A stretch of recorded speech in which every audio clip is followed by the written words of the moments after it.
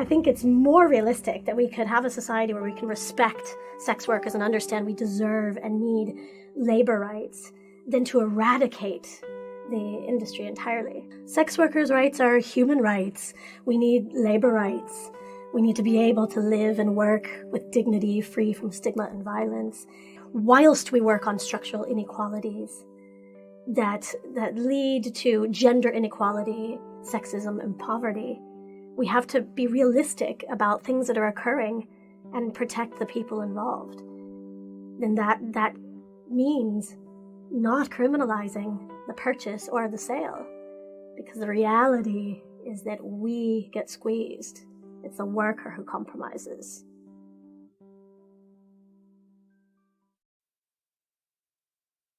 Hello, and welcome back to another episode of the Longhouse, a true right Nordic perspective on everything from arts, politics, culture, philosophy, etc., etc. Sorry, I stumbled over my words for a moment there. I had some audio issues I had to fix really quickly. Part of the joy of doing this little setup pre-show thing that we've been doing for the past couple of weeks. Now, bear with me for a moment here while I try to adjust something on the layout screen. Did that work? That worked. Here we go. This time, we are continuing our look into Karl Popper's The Open Society and Its Enemies, and, of course, the Open Society Foundation that sprung from it, that Luddic Path here has graciously dove deep into the minds of the enemy, so to speak, to learn, or to see what we can learn from them. Welcome back, as always, Luddic. How has your week been? Yeah, it's been good. To be honest, it's been a little bit hectic, as I assume you know. But this is like a great sort of marking day of my week that I get to take a break and talk about something fun. Yes. So we're diving into Bell Curve here called you Luddic Path the meme master. I mean, despite everything that might have been going on, you have kept up the memes. I especially enjoyed the Imperium Press meme, the Asian girl complaining about you spending all your money on books. I didn't get 100,000 views on it, but I think the people who saw it enjoyed it.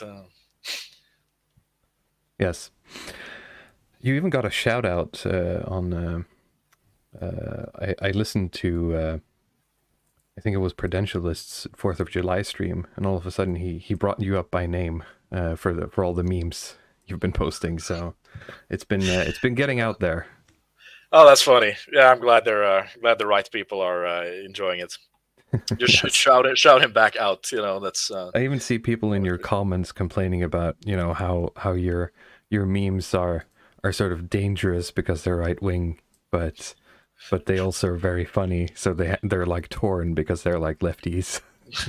Oh, it's a tough life, you know.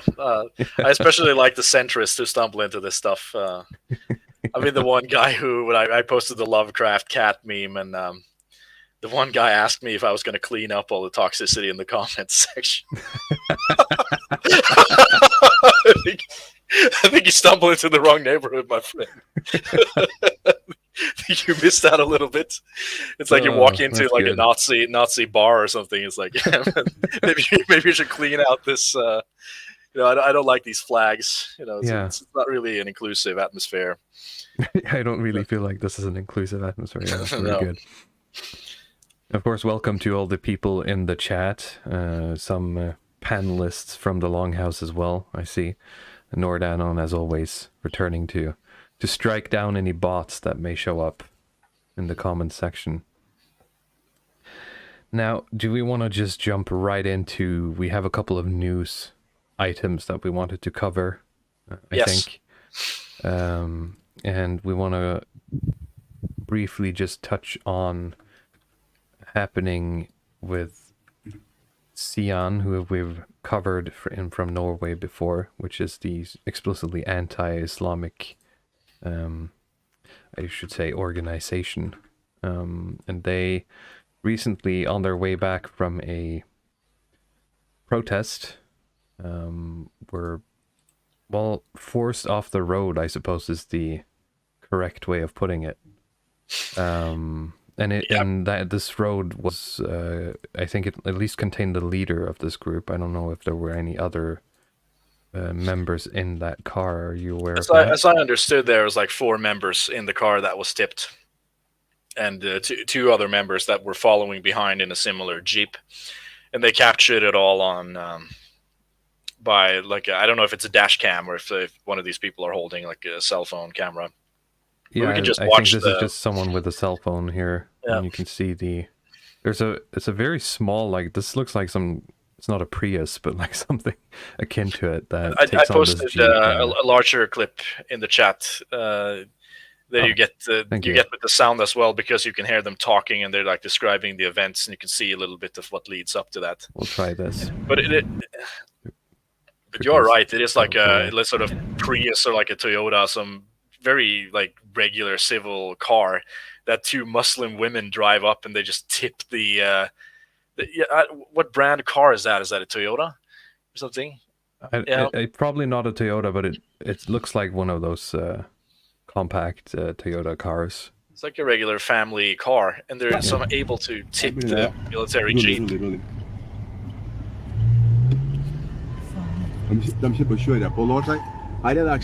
just really going at it. So they try once there. I mean, it's a little bit of a weak attempt there. Yeah. Der action, det SIAN som kjører gelendevagen foran. Hold deg på siden her nå. Yep, and this guy is trying to, like, this guy's just a bystander, the guy filming, right? He's not part of this. The guy filming is actually a part of it, because they drive 2 Jeeps, so the guy filming is also driving in the Jeep. So they basically have like 2 Jeeps they go on the road with when they go on this Quran burning tour. Well, yeah, this is something that's happened after one of these Quran burnings. So just sort of stops, probably hoping they'll just drive off, I guess. If we can get. All right, I think here is the. Okay, here we go. Det blir action, altså, det som har skjedd, og vi ser her nå, vi bare ser hva som skjer. Her det skikkelig, her mordforsøk! Der mordforsøk! Hva faen? Stopp her, stopp! This guy is one of the SIAN guys, right? He has to be, because he yells like someone's trying to kill him. This is attempted murder. Yeah, it's just a lot more funny with his commentary on. It's a little bit boring with we just get the sound-free clip. Yeah, but you didn't get to see the part of the video where that you could, if you go back to the video again, unless you've closed it, you can actually try to pause at the point where they drive up next to the offender car, right? And you can see who's inside it. There's like 2 Muslim women who are like relatively young as well. You see it? No. Here? Nope. Yeah, just keep. Maybe you can take it on like fast forward. Yeah. See, okay, I think we're getting close. Let's see. Nope. Maybe now. Okay, yeah. Not sure if they ever get past them at any point. No, they do. I don't know if we've missed that. Yeah, no, I think I think it's yeah, I think here. Yeah, Yeah, here we go. So they're standing there, and now they've opened the door, right? Pause. See here. Yep. Oh yeah. So this is not what you'd expect. No, well, it's very much like she looks like a hippie, I guess. Like a marijuana lefty. Yes, so that's why I'm, that's what I found so interesting. It's that, okay, like I understand that if you're a Muslim, you'd take great offense to somebody burning your holy book, but you're also a woman driving a car. Yeah. That's true. Just mentioning, like you're a woman out there doing it. There's something a little bit bizarre about it. Like you're gonna jihad someone by just total girl boss moment. I mean, thinking about it, I'm sure I've seen like a Sigma video, with they put like the soundtrack in the background, and it says like drive over people with your car, Sigma rule number 837. Yes, I mean the two commentaries, other than that, being seeming like that was a young woman who did it. It was surprisingly skillful. I didn't know it was that easy that you sort of tip a military jeep with like a Mercedes. I think they got a bit lucky because there was a bit of a dip by the side of the road there. But yeah, it's impressive considering the weight of the jeep versus the size of the other small car. Now, as you can see, it did take a bit of a beating doing it. Yeah, I imagine. But yeah, so I mean, things are escalating, I suppose. So following up, the woman was taken into custody. She's just sort of refused to say anything, doesn't acknowledge guilt in the accusation, and they were basically allowed out again to later come back with sort of having a trial around this. So I mean, you see like the general sort of counter jihad crowd that are complaining about it because they think that she's likely to reoffend. The cops aren't taking it seriously. I mean, of course, it's a common thing. It seems like nobody's happy with the cops, no matter if you're from the right or from the left these days. No, of course not. I mean, at this point, the cop's job is pretty much just trying to, divert the attention. Like, try to make sure that no one notices things, it seems. Yes. And the other half seems to be bogged down in paperwork, so... yeah, I don't envy them. Actually, I mean, it's easy to say you'd do a better job. I imagine it's quite an ungrateful profession. Angel says that SIAN has horrible optics. I do agree. The camo Jeep works for Varg, but not for these guys. I agree 100%. Yes. People are saying in the chat that those Jeeps have terrible, like, they're top heavy, and they're not very stable, actually. So... that explains a lot. Yeah. But I agree as well. I mean, if you want to... Yeah, I mean, if you want people to notice you, then you'd go driving around in these Jeeps, basically, if you're like... And it sends out the signal that what you're doing is basically like a military program. Yeah. I mean, it really does in terms of intent. I mean, you don't want that. You don't want to draw attention to yourself as like a military aggressor. I mean, that's well, I mean, this is sort of the counter-jihad mindset, though. Counter-jihad army, right? Yeah, it's the hardcore free speech people who think that, if we just adopt the most extreme imagery and the extreme positions, then we're gonna save Western civilization or something. They should have driven around like this, got a Scooby-Doo mystery wagon or something. I mean, it would have been a lot more disarming. Like artwork on the side, yes. Yeah. God. The Trigger Mobile. So anyway, I mean, they are boomers, right? Yeah, they are.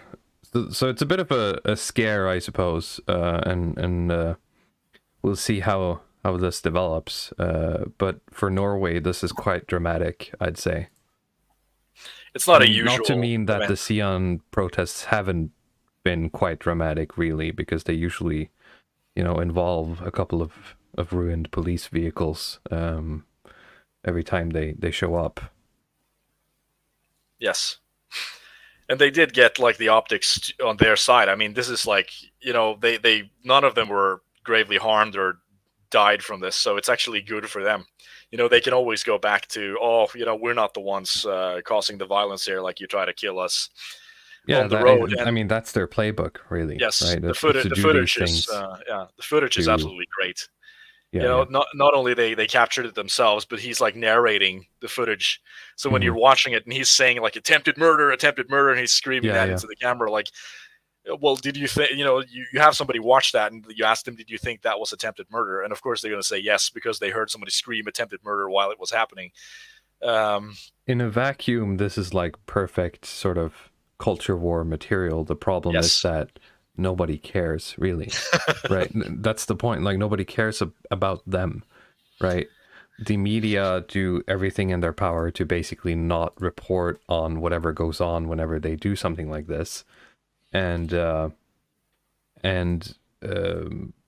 lefties are just going to keep attacking them at every turn until they either stop or die, right?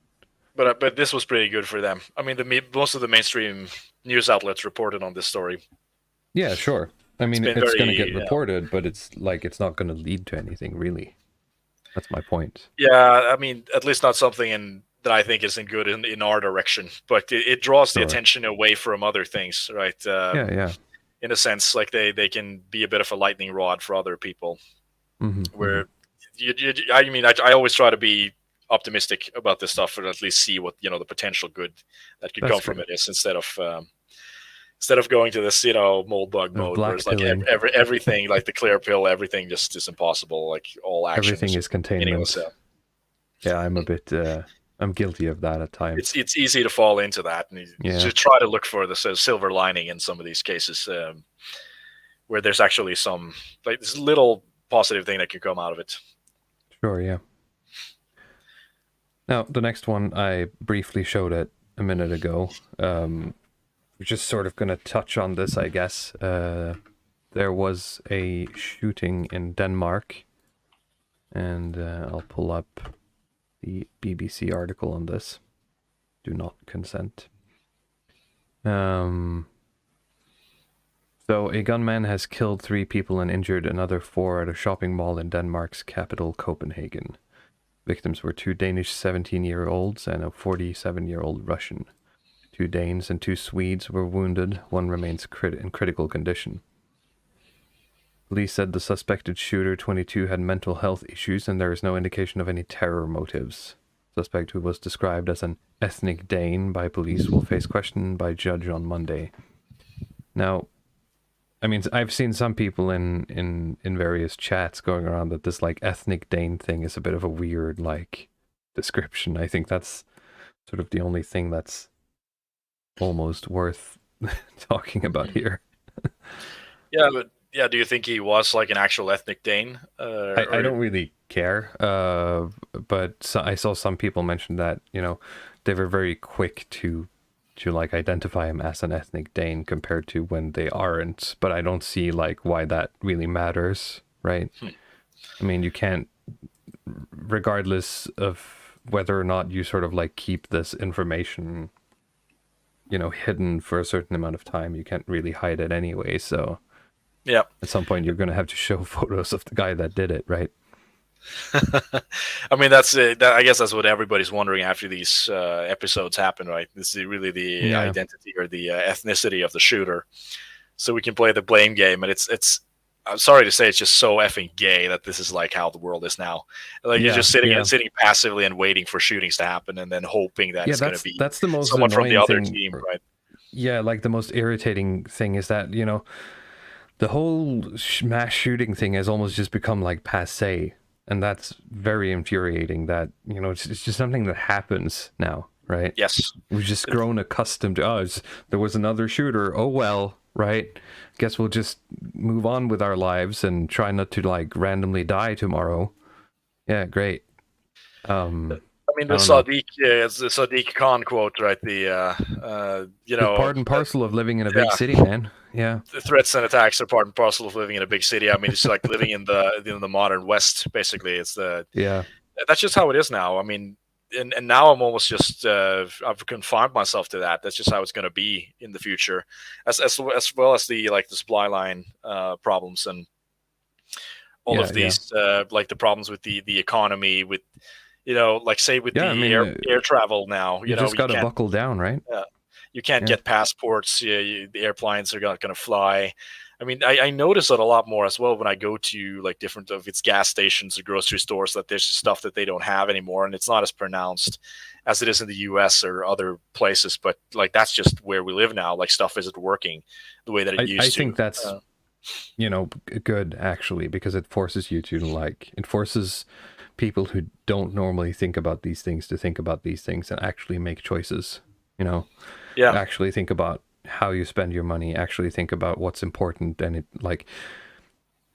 it forces people to think about right-wing things. It does. So it's in that sense, it's very good for us. But I do remember living at a time where I just never thought about it because it was working. Say like in the early, if you go to 2012 or something or someplace like that, I don't remember people having trouble booking airplane tickets.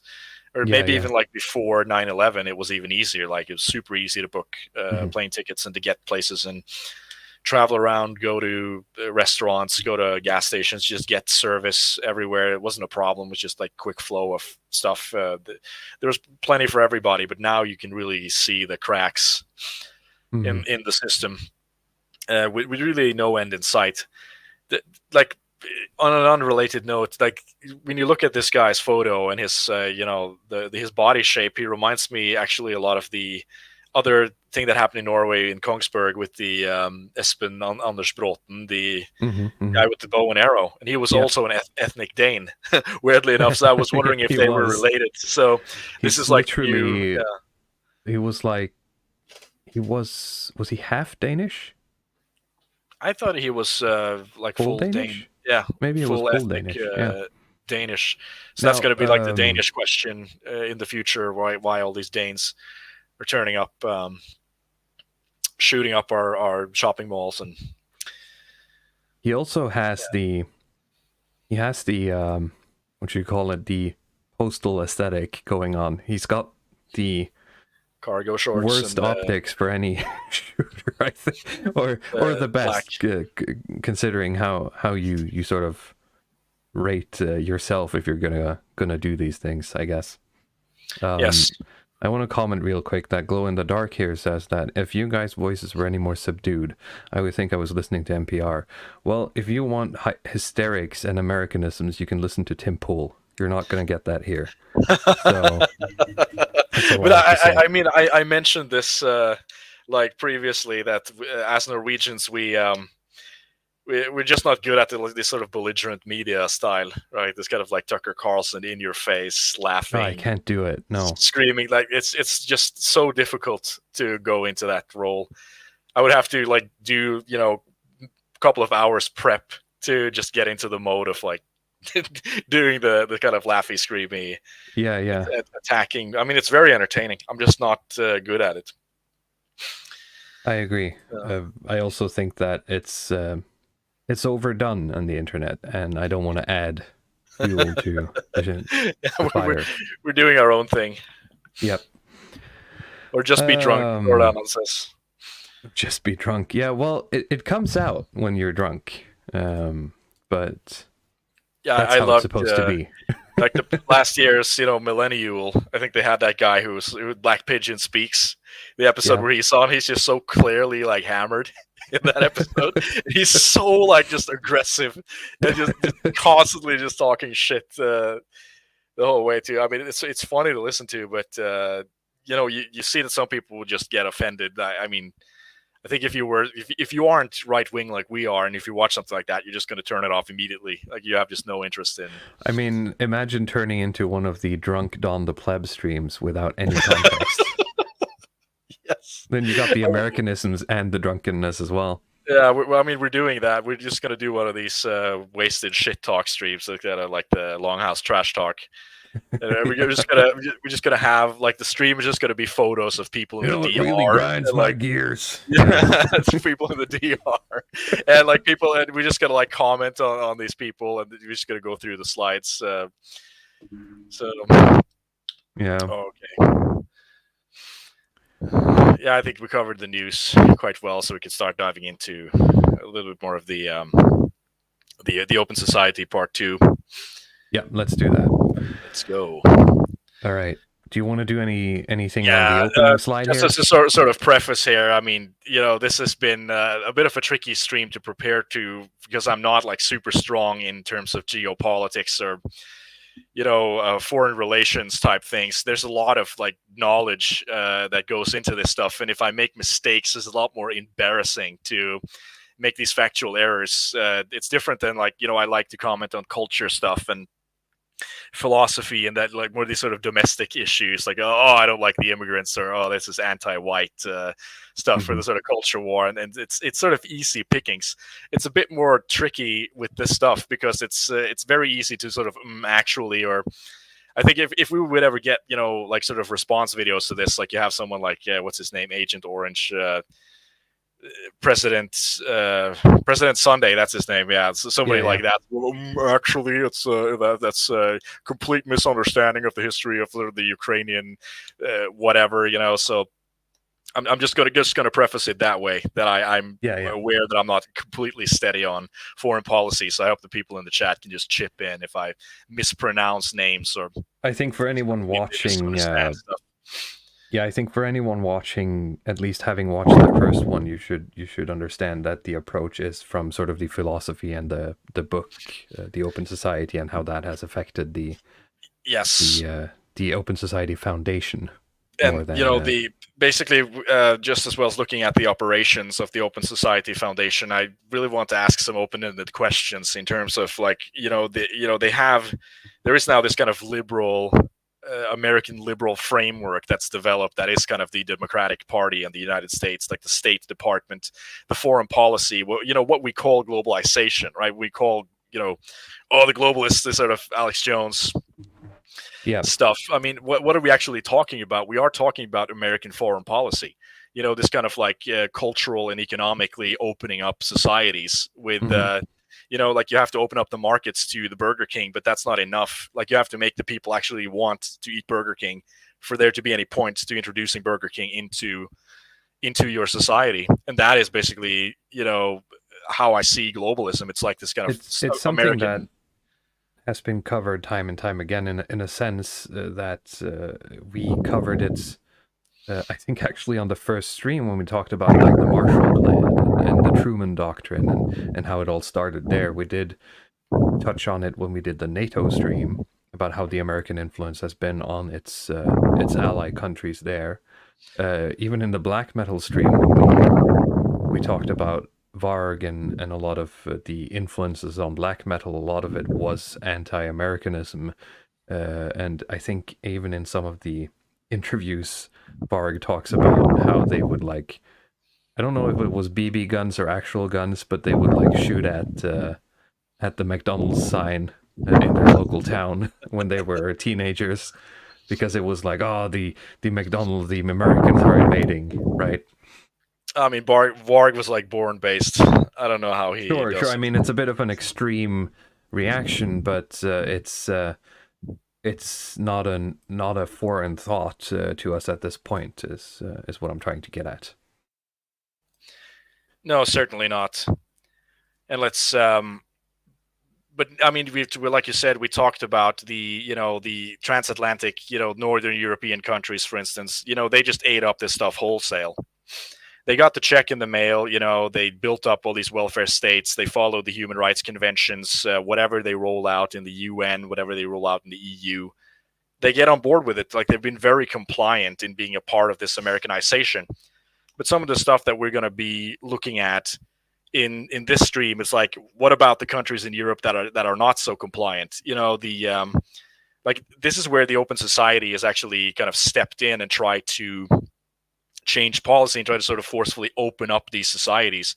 Like, we look at the kind of Eastern European and the Eurasian countries, particularly after the fall of the Berlin Wall and the sort of the retraction of the fall of the Soviet. Basically, that's when both the U.S. State Department and Soros with his Open Society Foundation start moving in with this kind of smart power approach to look at how they can not really, Americanize. From like Soros' perspectives, it's not Americanization, but it's really trying to follow through with his version of the Karl Popper Open Society Foundation dream. How do you get to go from this kind of closed in-group society that prioritizes like the health of the nation, the health of the group, the race, or the church, to this kind of more individualistic centered, human rights tolerant society that can adapt itself by having enlightened people vote on leaders and being able to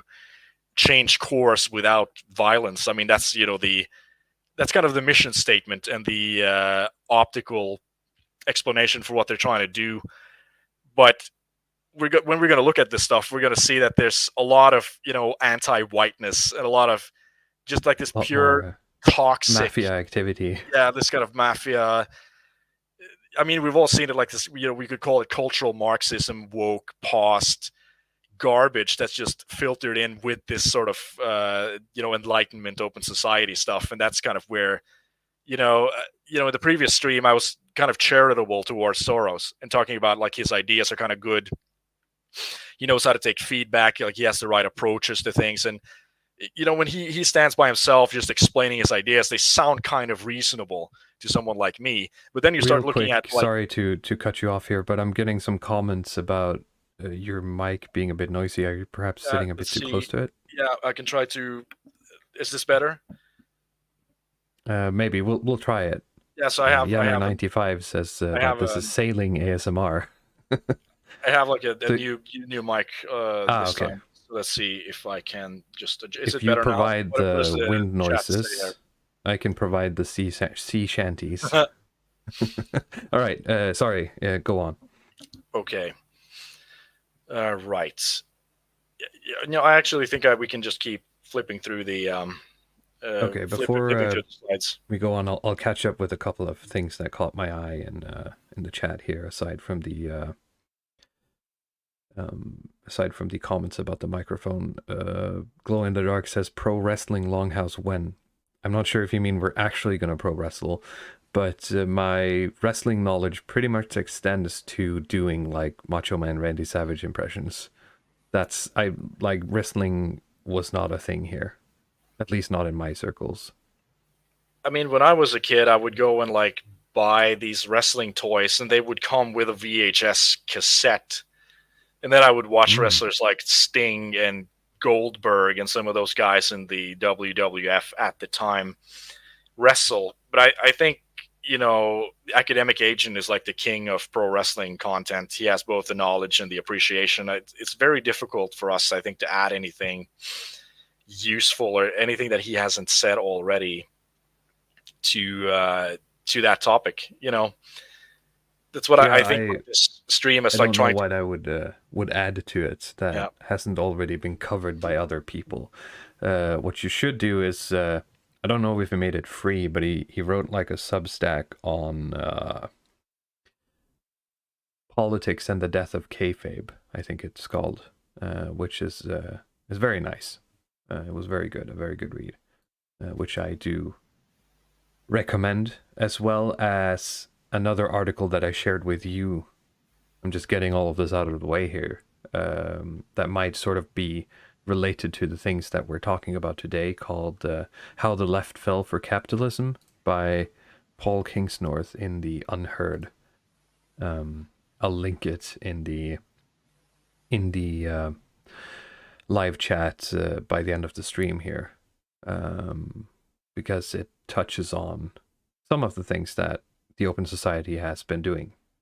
And it also shows the progression of someone who was a hardcore leftist in 1990 suddenly find themselves agreeing with everything Alex Jones says today. Yes, you can see that a lot in the dissident right spheres, if it's people like Millennial Vos, or I think Morgoth and other characters that in the 90s, they would have just been like regular lefties, because there was something, within the message of like the 90s lefty. Like he talks about, preservation of native communities, for instance. That's the sort of thing that's, if you're a nationalist now, that's for something like Morgoth, he talks about like preserving the kind of authentic British culture and so on. And it's very much in the spirit of a lot of this more radical 90s leftism that was popular at the time, but that element just completely vanished. It just got absorbed into this more sort of inclusive corporate environment stuff. I mean, I recommend the article as well. I read it. I enjoyed it. Glow in the Dark says Nord trash talking would be funny. I'm not quite sure. Trash talking what? Like other people? Maybe. All right, let's keep going. No dawdling. Okay, it's just a little recap here. I mean, I kind of liked the style that you had in the previous presentation where we did the power metal, and we kind of just filled the PowerPoint with images, the sort of collage format. But yeah, we have the Jewish gentleman in the top left there, George Soros, survivor of two, totalitarian regimes, traveling to the United Kingdom to study under Karl Popper, inspired by those ideas, developing a kind of framework that he uses to get himself insanely rich as a sort of financial hedge fund manager. Mm-hmm.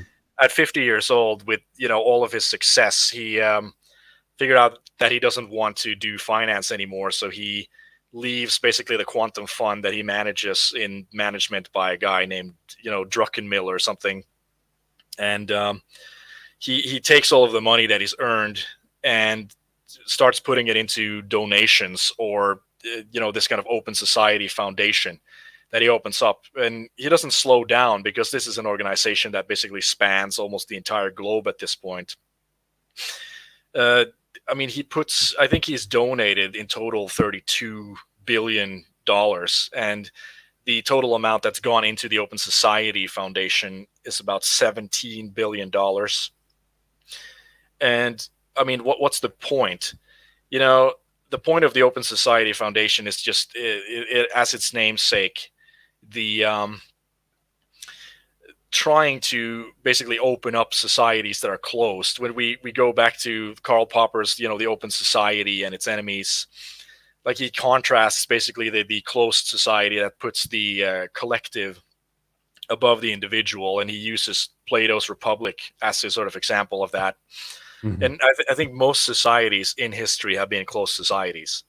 Like, the open society is sort of the anomaly, and that's one of the more interesting points here, because I think a lot of people, especially like you look at people who live in, Western Europe, people who live in Northern Europe, these sort of transatlantic countries, if you're a millennial, the intuition, or if you're a boomer, like the intuition to have is to think that like this state that we're living in now, this kind of liberal society Mm-hmm. with human rights, that's like the default, that's just how it's supposed to be, basically. And all of these other, dictatorial regimes, like they call, in the newspapers, they talk about the strongman, the Putin, the strongman regime, and the Erdogans and Duertes and the Xi Jinpings, like these are just like this, these dictatorial things that are the things of the past that are just, they're in the throes of death, and they're just going to go away as soon as, they're the open society is basically under the surface, and it's just waiting to sprout out of this kind of, emergent soil of the future progress. It's something you hear time and time again in these circles these days, that, we have to realize that we live in the exception. And it's something I've mentioned earlier as well when referencing Evola, is that reading Revolt Against the Modern World is basically him trying his best to open your mind to the traditional way of thinking, instead of, it's not about necessarily teaching you something specific. It's more about, telling you and making you understand on a deep level that you're the one who's being weird here in a historical sense. And it's absolutely true. And you know who else thinks this? Soros. Like, the people who work at the top level of these open society foundations are very aware of how fragile the open society is. And this is one of the things, doing research on this, that made me a little bit white-pilled. Because, like, the people who are pushing all this pause garbage on the world, like, they're the ones who are going upstream, basically. They're the ones trying to push water uphill. And, they have to keep pouring more and more money into it, have like a sort of basically a subversion machine that is just going 24/7 to maintain an individualistic society. Otherwise, the natural state is for people to just go into these more tribal groups, or look for tribal interests, or go into religious interests, or basically some sort of tyrannic type society. That's been the norm throughout history. And if they're not able to maintain like these institutions, basically a sort of piecemeal social engineering program to keep people happy, and to keep people, being liberal, being feminist, appreciating human rights, like to maintain this, the boomer truth regime, it all falls apart. So yeah, I think that about sums up where we're going with this. Yep. So just keep flipping. Glow in the Dark says Mongols were very open to other cultures, and everywhere except their homeland they got absorbed. That's true. A lot of the successful empires throughout time will be very strict. They'll allow for deviations within the norm, but there's a set of core values that everyone has to adhere to. I mean, the Romans famously, what's the first thing they built when they got somewhere is like bathhouses and essential Roman sort of lifestyle buildings in order to sort of start cementing a new culture, right? Yes, but it still allows. I mean, it's not liberal in the modern sense of the word, but it No. is basically open in a sense that they don't give a shit what you do as long as you follow a few core tenets. Yeah. And I think the United States is structured in a similar way, and that's why it's been an effective kind of soft imperial force for as long as it has. And as long as you can keep the sort of live and let live, and I'm just going to do my thing over here, and you're going to do your thing over there, but we're all Americans. If you can maintain that with a sort of low tax rate, then you can keep the empire up. But I feel like they've sort of shot themselves in the foot with all this sort of like very. I mean, I don't think they've ever been able to do that. I mean, it's been very, what's the word, strenuous as best. I mean, they've even already had a civil war, right? And since then, it's been held together by willpower and duct tape. Well, I do think that the liberalism, and the pluralism allows it to exist longer. I mean, if it was very strict on sort of like they are now, with kind of enforcing as a very particular kind of positive morality, like say like the woke morals and the sort of utopian progressivism, inclusion, that's where you start losing people. Yeah. That's basically, it makes it so difficult to bring people into the fold because they just see that stuff and like they realize that, okay, this is like this sort of all-consuming thing that is kind of, they find it kind of disgusting or sort of disturbing, and they don't want to be a part of that. They just want to distance themselves from it. And I think that's sort of what's happening around the world. I mean, can't. I have that feeling. I made an entire video about it, the politics of Telegraph Road, basically, and the difference is that if it was a dude with a sword, I could probably do something about it. But I can't really do something about this, right? As an individual. No. And that's why it's sort of seeped in and taken over everything. Now, I mentioned Rome, so now the autism has been, activated in the chat. It was just sort of making a point that you have to demand obedience to a certain level. I don't have time to get into specifics. nor the knowledge, probably, compared to some of the people listening to this. A lot of people in this sphere are just absolutely amazing when it comes to history. I mean, I'll figure I'll never kind of match up to them, so I just try to do my own thing. Yep. Righto, but let's get further into the presentation. So some of the stuff that I try to read in preparing for this is the Open Society Playbook by Scott Howard. And for those of you who don't know, he is the guy who wrote the Trans-Industrial Complex, which I have not read, but Academic Agent has mentioned it on certain occasions.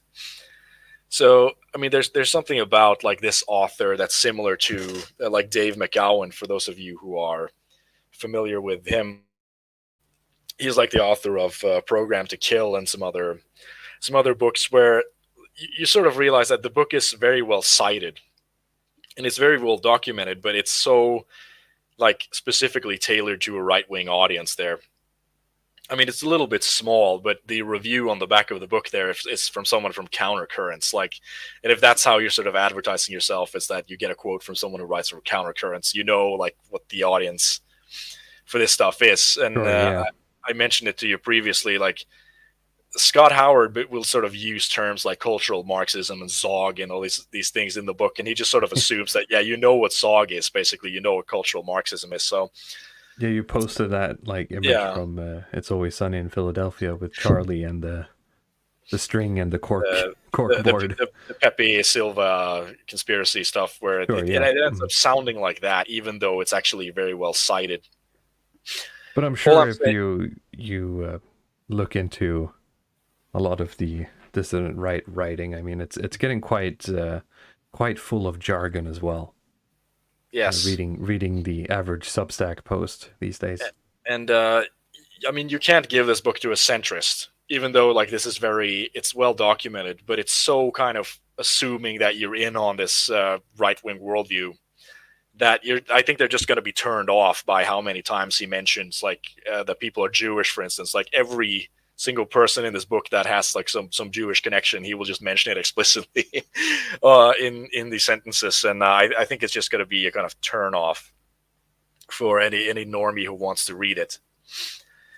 Of course, I was also expecting that it's a sort of going to be like basically about George Soros and the Open Society Foundation, but it's only the beginning chapter of this book that's about the Open Society Foundation. He cooks together more of like, he uses the Open Society more as like this umbrella term for, you know, the Western kind of cultural elites, where, you know, the Council on Foreign Relations is considered like a part of the Open Society as he sees it, and, you know, the Davos crowd. And, you know, he talks about the sort of replacement immigration and a lot of this, it all gets sort of, put together in this type of vision where the elites are basically this kind of hostile elites wanting to create, you know, this kind of human chattel race of mongrel people who are easy to rule over because they're trans and, you know, just coomers, like mixed race coomer people.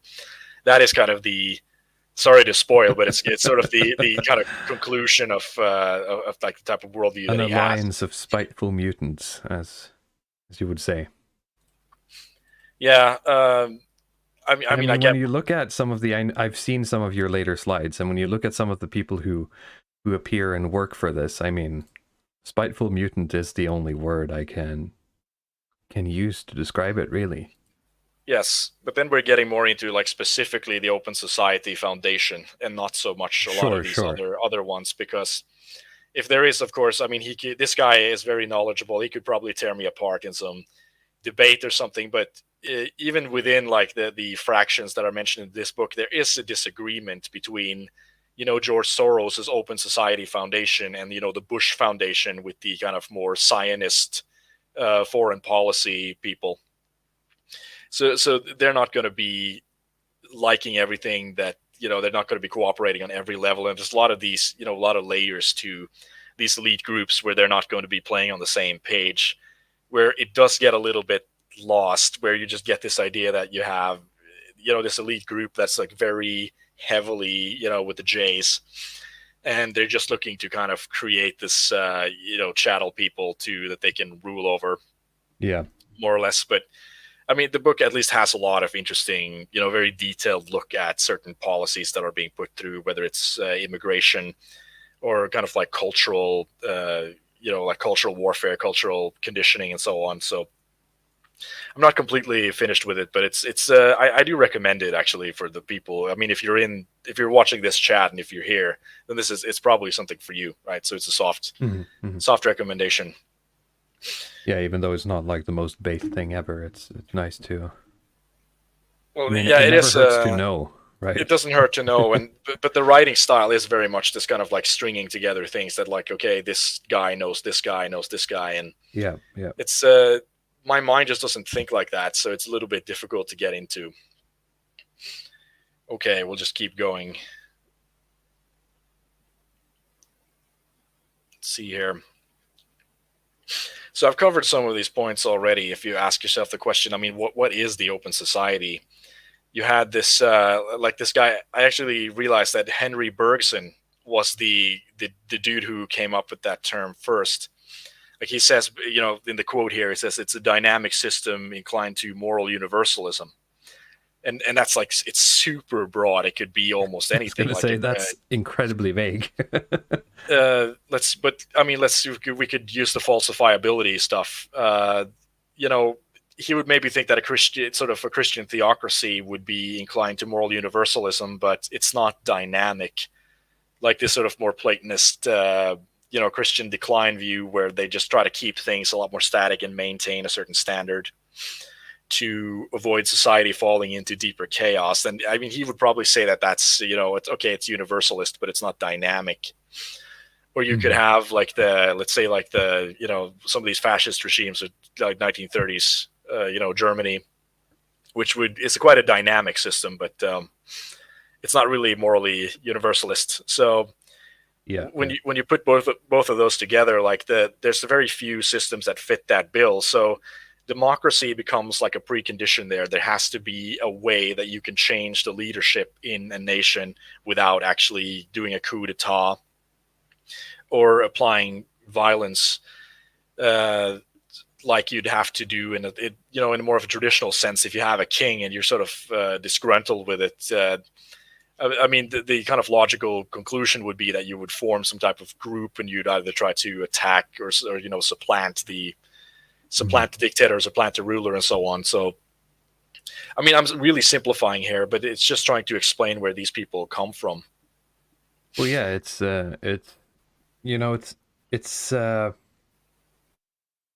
a different method of revolving the elites, basically, without using violence. Yes. But I would say that the open society has a goal in its universalism that, strangely enough, leads it to want to keep going forever. Yes. It doesn't want to acknowledge that it's actually part of a world that does have a revolution of elites. Which is sort of why you see sort of the decline today, I think. Maybe I'm broadening this too much here. Well, I mean, they would probably look at decline as basically like the closing of societies. You know, someone like Soros would look at the United States with, the polarization and a lot of the politicization, the increased politicization of institutions and so on, as like, okay, we're declining now from the open society to more closed society. But when I say decline, I mean whatever the hell is going on these days. The entropy of our current state. For someone like us, it's about order, right? It's about having maintaining a sort of high order and a true kind of authentic form of life that has to be, maintained. It's about seeking higher virtues and metaphysical concepts as opposed to pure animalistic search of pleasure. Yes. So, but of course, in an orderly framework, I guess. Chaos versus order. And the bottom bullet point here is something that Scott Howard uses in the book to delineate between what he thinks is like the Western, open society model contra the more sort of Eastern dictatorial style of governance. That is, it's really public conditioning contrasted with top-down dictation.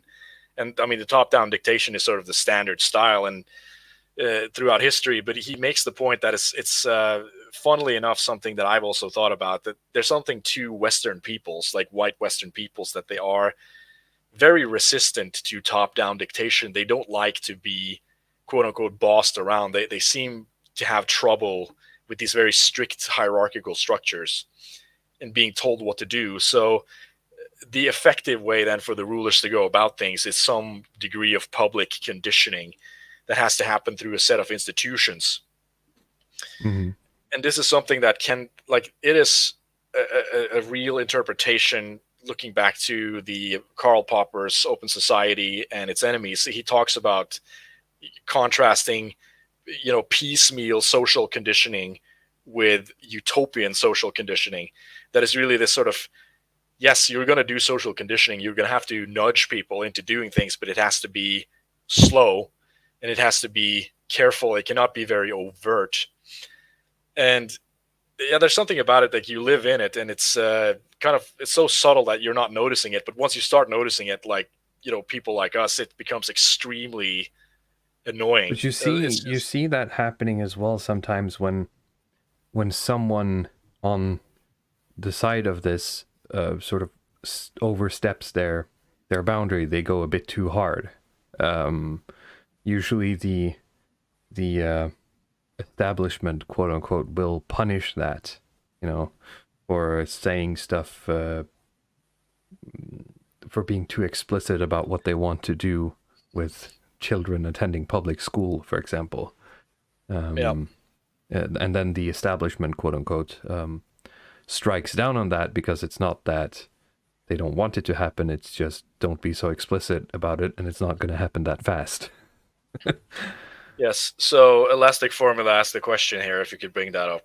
What is Soros' view on the open close principles? I So, don't know if he's making I a mean, programmer joke here. George Soros is like a procedural programmer, so Yeah. he doesn't really do object-oriented design in that. He sort of rejects it as being kind of undynamic, where it's just too static for the open society. So you should program in procedural code in C, most likely. So that's his preferred language. I hope that answers the question. You could read more about it in the in the. No, I'm just It's a much kidding. better answer than I would have dignified. Righto. But let's see. I put in the quote here as well. Let's see. The transformation of a closed society into an open one is a systematic transformation. Particularly, everything has to change. What the foundations have done is to change the way transformation is brought about.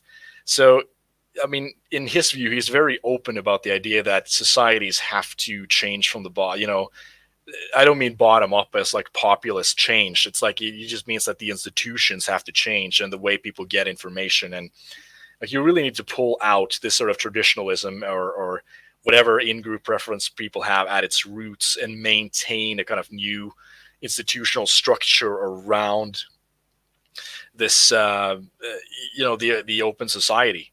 And that's what I say, that they're the ones who are basically pushing the boulder uphill, even though it doesn't seem like it. It seems, in the Western sort of like Northern European transatlantic societies, it seems like this is effortless. That's how it's always seemed to me, like this kind of liberal stuff. It's just completely effortless. It keeps just rolling, getting more and more liberal. But you look at other parts of the world and I mean, they're just pouring money. They put so much money into these efforts. And this is something that we need to remember, like how much effort and money and like capital and like soft power and hard power that's been put into these trying to create revolutions, trying to open up these societies that are outside of this transatlantic alliance. Even here, though, considering they have put a lot of money and effort and soft power in the West as well. I mean, you said it looks effortless, but I think it looks effortless today because they spent 70 years and untold billions of money getting here. Oh yeah, they certainly did, but it was successful here. It's like people actually embraced it. Yeah. But what do you do when people don't embrace it? Like they just perpetually reject it, and they have more of like this internal conservative instinct. Mm-hmm. I mean, it's extremely difficult. So I think how do you introduce these things to like an Indian? Yeah, I mean, with let's say like Afghanistan, for instance, or sure. some place like this. I mean, I remember like watching a lecture. I mean, this was something completely separate. Where it was about like a woman who was talking about her near-death experiences, but it was in the context that this woman was a Pakistani woman, and she told, had to put in a lot of context in terms of how the culture in Pakistan worked, and it was quite eye-opening for me. It's like she said stuff like, people are going to live in these clans, basically in these very tightly knit families, and say like cooking, for instance. I mean, if you're eating food, the food has to be made by someone in your family. That's considered like good custom, because there's this, they think about it as a sort of, there's like this energy and love that goes from the family member into the food, and that the food is sort of a part of this kind of family ritual thing. So they can't actually have servants cook the food for them. They have to have their servants can bring in ingredients, but like the mother or the grandmother has to make the food in order for the food to be properly considered, sacred. Mm-hmm. And you have that, and then you have like arranged marriages, women who basically just live in like the same village, like women who will, let's say a woman who's never kind of left the house, or left a certain property in like her entire life. Yeah, I mean, you try to introduce Burger King to that society. Like you try to Are we going to tell her to go to a disco, right? Yeah, Tinder to that society. I mean, you can open up the markets and you can provide resources to them, but their culture is just so closed, quote unquote, to any of this stuff, that there's, they're not going to get any value out of these Western liberal franchises, like, at all. So if you're going to open it up, like, you need to do both the kind of cultural layer of the country and the economic layer at the same time. Like, it's not just about bringing in Burger King. You have to make people actually want Burger King. Yeah, and Bell Curve has a question here, which you basically answered. How are the merchants to get rich off of Burger King when family cooking and eating is sacred? Well, you have to change the culture. You have to start at the bottom. Yes, and I mean, if you're dealing with... Dark has been saying that the order of the West has stagnated and is rotting under this controlled cultural revolution. Basically, I'm summing his comments here, but that we become less creative the more open we become. Yes. I suppose the more homogenized we become, and the more we slip into the reign of quantity, I would add, the less quality emerges. And that's why I'm kind of happy with these sort of developments in, the dissident right. Let's say someone like Thomas Carlyle, for instance, who brings in the element of heroism. That is something that, how can heroism exist in the open society? I mean, it's almost impossible. So it's not a society that's going to create great people. It just isn't. It's only going to create this kind of bland, playing it safe people. And if they have some greatness, they're just going to use it to, be like a hedge fund manager or run some shitty NGO stuff like this. It's all just being absorbed into the system in a way that's so the bland. collectivism of the people is gone, and everything sort of just goes into the machine or the everything the that is cathedral, as you would say. Everything that is kind of particular and dynamic, and like, in terms of the dynamism from the libertarian perspective, in terms of the masculinity, in terms of the heroic, or in terms of the spiritual, all of these kind of very dynamic, powerful elements, they get completely washed out in this sort of inclusive corporate environment. I mean, that's what I think about, if you go to the Open Society Foundation's YouTube page and you see like the background image they use is like these people who are like jumping for joy in this sort of sunset thing. It looks like this sort of cringe, corporate inclusion poster that you'd see in it's public those college building or advertisement pamphlets. I mean, what they're doing is just, it is subversive on one level, but it is just totally cringe on another level. Like, people are just fed up with this stuff. It's not interesting. It's not exciting for people. That is something anymore. I commented on, actually. This is just an aside. We were watching some TV the other day, meaning we were watching something that had ads, and you could see so clearly whenever an ad was sort of from an international company, because the makeup of every person in it would be so different than any Norwegian ad. They would be hitting all the diversity boxes, of course. And it's so jarring when you have adverts upon adverts with 100% or 90% or usually 100% ethnic Norwegian actors, and then you're slammed with an H&M ad where everyone is a fat brown woman. it I don't know, feels very strange. I saw this meme, where there's this guy who had posted on Facebook that he had an agreement with his wife because he was so annoyed at seeing all this diversity in these ads, and his wife didn't like when he complained about it. So he had just gotten himself like this bell, it's like this sort of hotel dinger. And every time he was sort of annoyed at diversity, of seeing like black women in these like these corporate ads for like recruitment software or something, he would just like start dinging the bell. And it's just like they're drawing a picture of a guy who's just sitting ding, ding, ding, ding, ding. I'll see if I can find it. Imagine not marrying a wife who doesn't agree with you on it, though. So yeah, I think you could get, I think you could get most people on board with that. I mean, if you're private to like two people, in a room, and there's no judgment there, and you can just make the comments like, what's up with this stuff, Yeah, strange how much people are willing to agree with you on all of these things when you're in private, huh? Yes. I mean, of course, there's the effect that they try to, they try to kiss up to you, perhaps. Yeah, maybe. But I mean, I think that they can be made to see that this is a little bit weird, Yeah.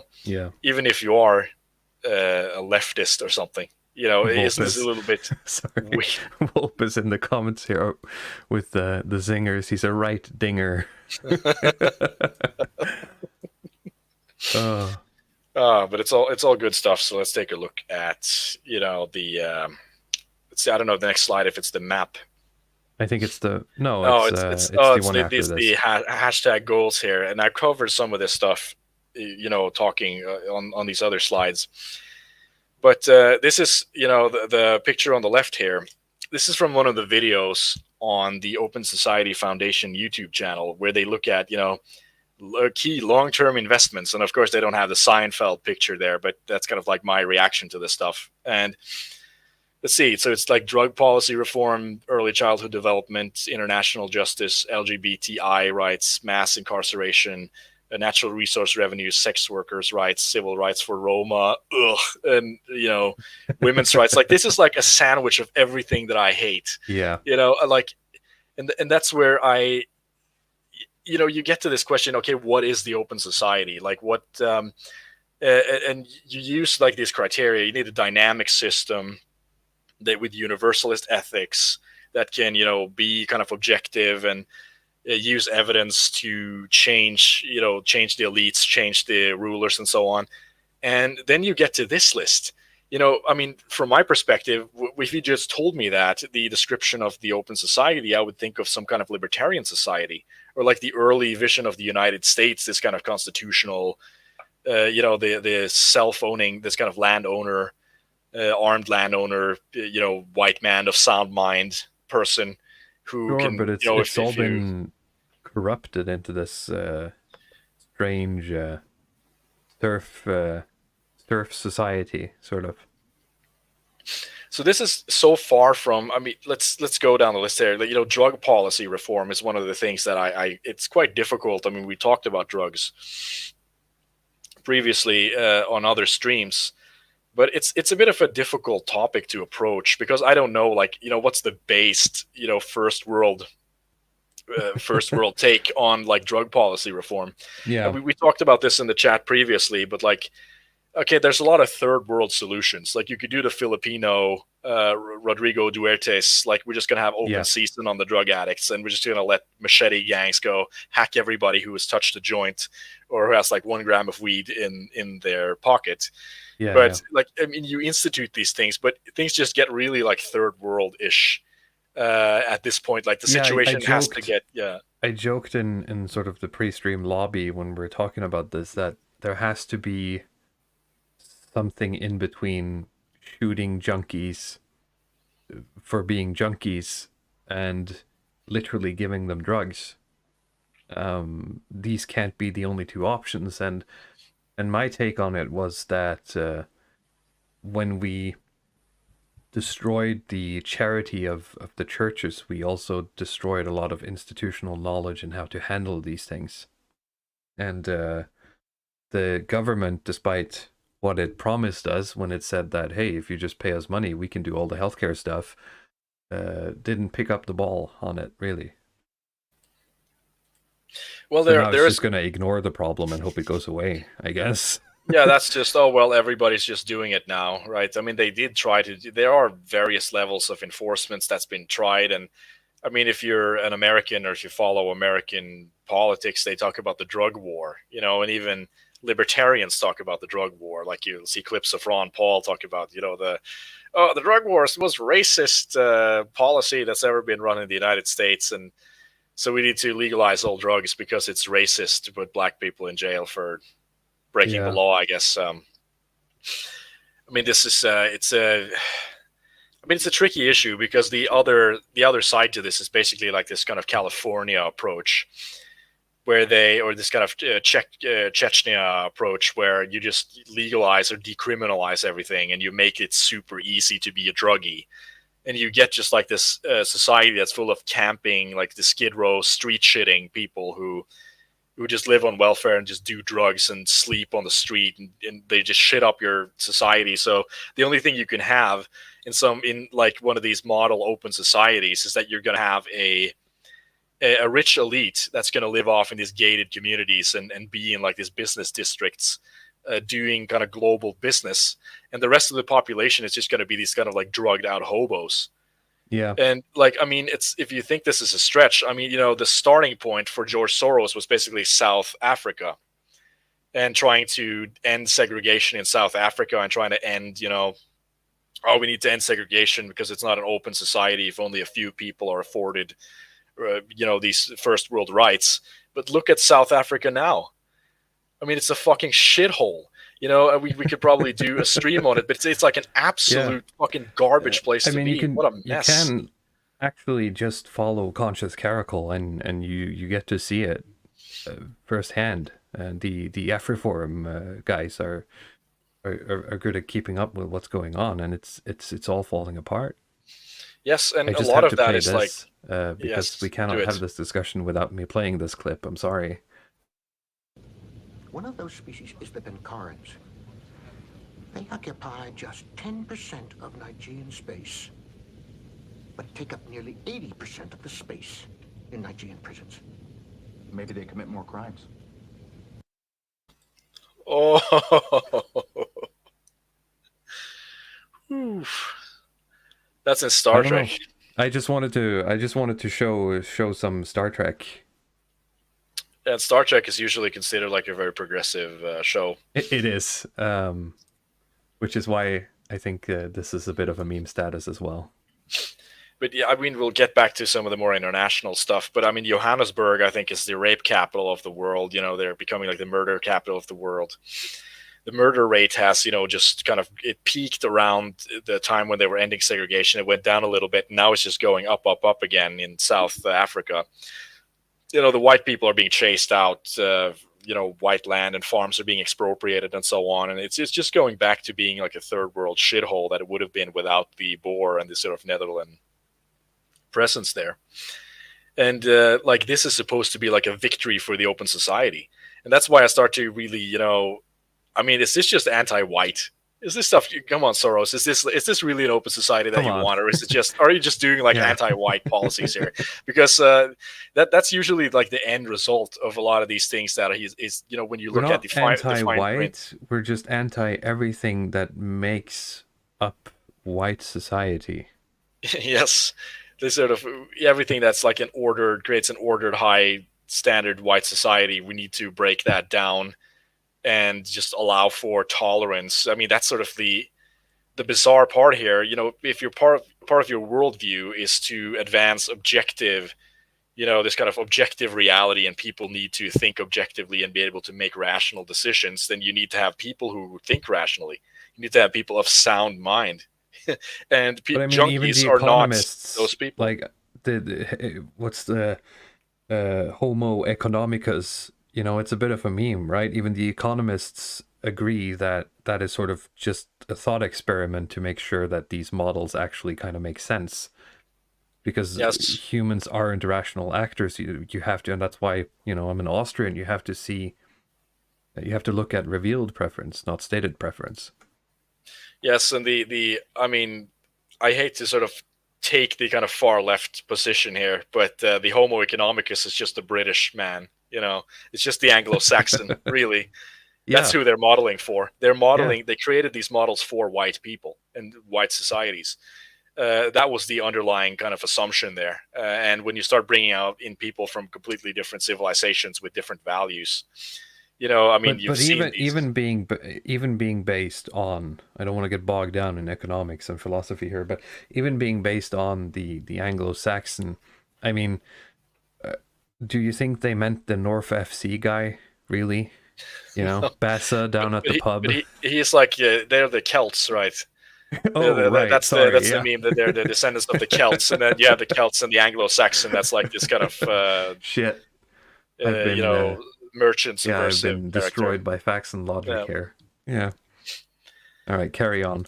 I mean, childhood development is a little bit more, you know, innocuous at the first look. I mean, you look at stuff like you bringing education to children, and vaccines are going to be a huge part of that, of course, and certain, you know, trying to help children. I mean, that's, you know, good on its face. I'm not against trying to help children. That would just be cartoonish, but what they mean by that stuff is trying to bring them into the kind of liberal fold as soon as possible, so they can sort of build a new base for this, the sort of open society citizens.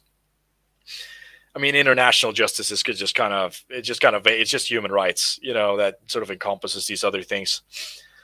LGBTI, Right. there's no Q in there, weirdly enough. The I is for intersex. This is an old list, apparently. It's actually not. This is from like 2021 or something. But I mean, 1 year is like 1,000 years in this, alphabet time. Yeah. So. I mean, mass incarceration is another one where that is a topic to have about the United States penchant for Oh, sure. Yeah. incarcerating working class men. And I mean, these so again, I have to sort of side or just agree with the left for the wrong reasons, that this is kind of it's just a solution to like the young black male problem, really. Uh-huh. That like you have a lot of these high testosterone black high agency men who are out in society, and there's no way, like they can be productive and they can do stuff that's sort of heroic and be like kind of barbarians in that society, but it's so hard to bring them into the fold of just you want them to end There's up no in sort outlet, of no direction. You want them to And end it's up hugely profitable too for the people who run Oh yeah, these prisons. I mean, they again, can get them to work for free, right? They get so much free labor out of them, and Yeah. you can keep them in jail until they're like 30 plus, when their testosterone starts to decrease and they can come out again. And I mean, it sounds like a sort of like I'm just being mean here, but this would be the honest discussion to have. It's like, okay, we have all these problems with all this kind of like young black male energy, and we can't bring them into the fold. We don't know how to make them take corporate jobs, or how to, some of them are probably like illiterate and have all these issues. And okay, the best solution we've come up with so far is just to put them in jail, have them work for free, and enslave them. And when they've been in jail for like 10, 15 years, we can put them back out again because they're a little bit more calm, a little bit more mellow. So I understand that that's something that completely sucks. It's just a very difficult issue to deal with, particularly, I mean, from my perspective, it comes from like the multiculturalism of like having to bring these people into the fold, of being like middle class. Basically, that's sort of like you need more low skilled labor for them. I think that's what's the distributist point. That if they're like the black community is going to do better, they need to you need to bring back some of this sort of low skilled labor that they can sink their teeth into, because trying to make all of these Tyrones into accountants and programmers, it's just not going to work. Getting into the whole racial thing in the US is an entirely different can of worms. I don't know how they're ever going to get themselves out of that. They aren't. They're just kicking the can down the road, basically. Yeah. I mean, when they started, they basically said, okay, we're not going to do any kind of slavery, but okay, then we're going to try to bring them into society. And well, that didn't work. So you have to do implicit slavery through mass incarceration. And I get from like this humanitarian perspective that this just totally sucks. But it's not just the fault of, the white man, so to speak. It's not been easy to integrate a lot of these black people. Like, it's just sort of a very persistent problem. And I don't know if it's ever going to be able, like, and it's not something a large majority of the power base wants. Glow in the Dark says it here. The powers that be in America want blacks to remain a separate society for political gain, right? So it's not just either or. There are forces pushing for further division here. Oh yeah, I mean they're being used clearly, and like there's a part of me that just has a lot of sympathy for that, and not in the sense that it's like, I my white skin and my white brain, and like, I just hate myself, and to the point that I can kind of see, like, from their perspective, that their situation just sucks. Like, I'm just glad I'm not there. Sucks to be in those societies and to be born into that, knowing that most statistically you're going to be fucked, right? Yes, there's what do you want to do? Like, be a drug dealer or a pimp or something, or just go to jail. I mean, there's like very few good opportunities, and the landscape is just so artificial and so stacked against you in many ways. Like, you'd be happier in a different civilization. I have with a different metaphysic. Yeah, I have a cookbook from hang on.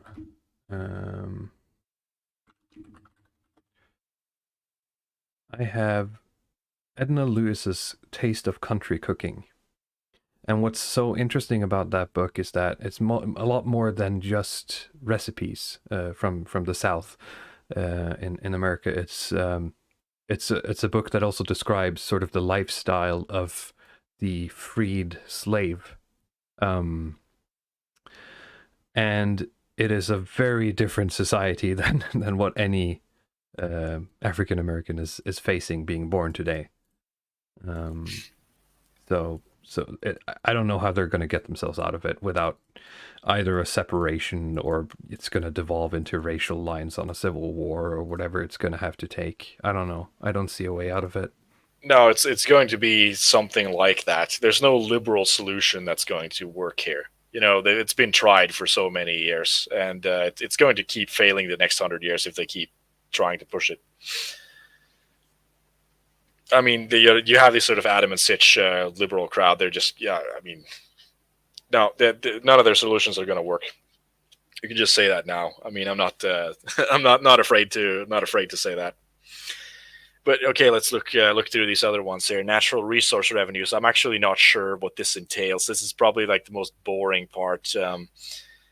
I assume it you know, if you go to places like Africa, where you have a country that has a good oil reserve or something like that, and that probably removing blood diamonds and stuff like that. Yeah, that the distribution of the wealth that's actually gained from it, it's there's some lack of kind of social justice there, or some lack of fairness, that it just kind of creates these what do you call these cabals, or these more kind of piranha banana republics, and that they you know, that's kind of a part of the problem, one of the roadblocks standing in the way of the open society. Just a minute. Sex workers. There's another one. Yeah, I showed a bit of that as the intro video to the stream. Yeah, I mean, what do we do with what's the base take on sex work? I mean, I assume, you know, you have people who will just go for like a full ban on any kind of sex work, but this also does get into the stuff that you end up pushing a lot of stuff underground. So it's a multifaceted problem, because it's the same thing as people are, you know, whenever people talk about things like single mothers, for example, right? It is not something you can fix after the fact. You have to start with the culture again, right? You have to start with strong family units. You have to start with the values in those family units that prevent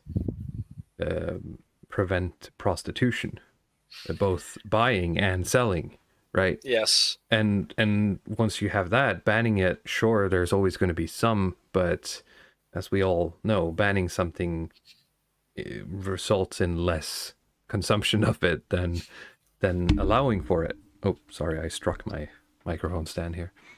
It does. But it does require, you know, it's the basic libertarian thing where I remember thinking back in my libertarian days that I don't have anything against legalizing all drugs, because I know I'm not going to overdose on anything and die, because I'm smart enough, right? I'm not going to become a junkie. Or I might, you know, I try it one time and that's that, right? But my personality and the way I live my life, I don't have an addiction to alcohol. I don't have an addiction to smoking, and I would probably be fine. So for me personally, legalizing everything is all right, because I know I can handle it. But what about the rest of society? What about Bassa down at the pub, as I said? Yes, I mean, there's a lot of, you know, large section of society that needs a more strict kind of structure to thrive. You know, just like children need routines.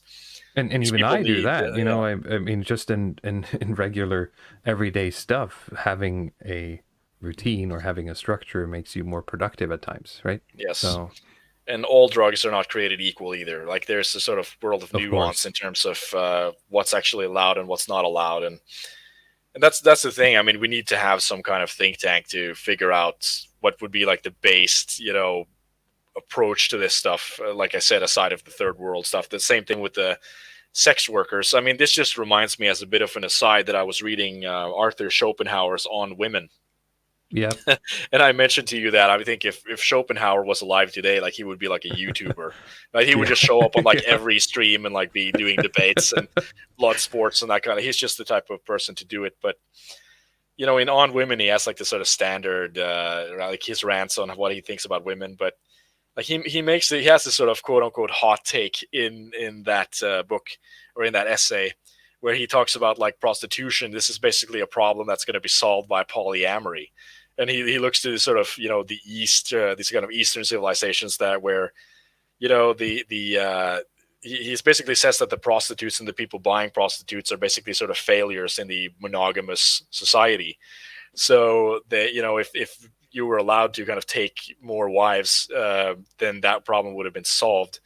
And I don't know what I think of that, but it's just kind of funny because he, you know, he could be thought of as a kind of right-wing thinker.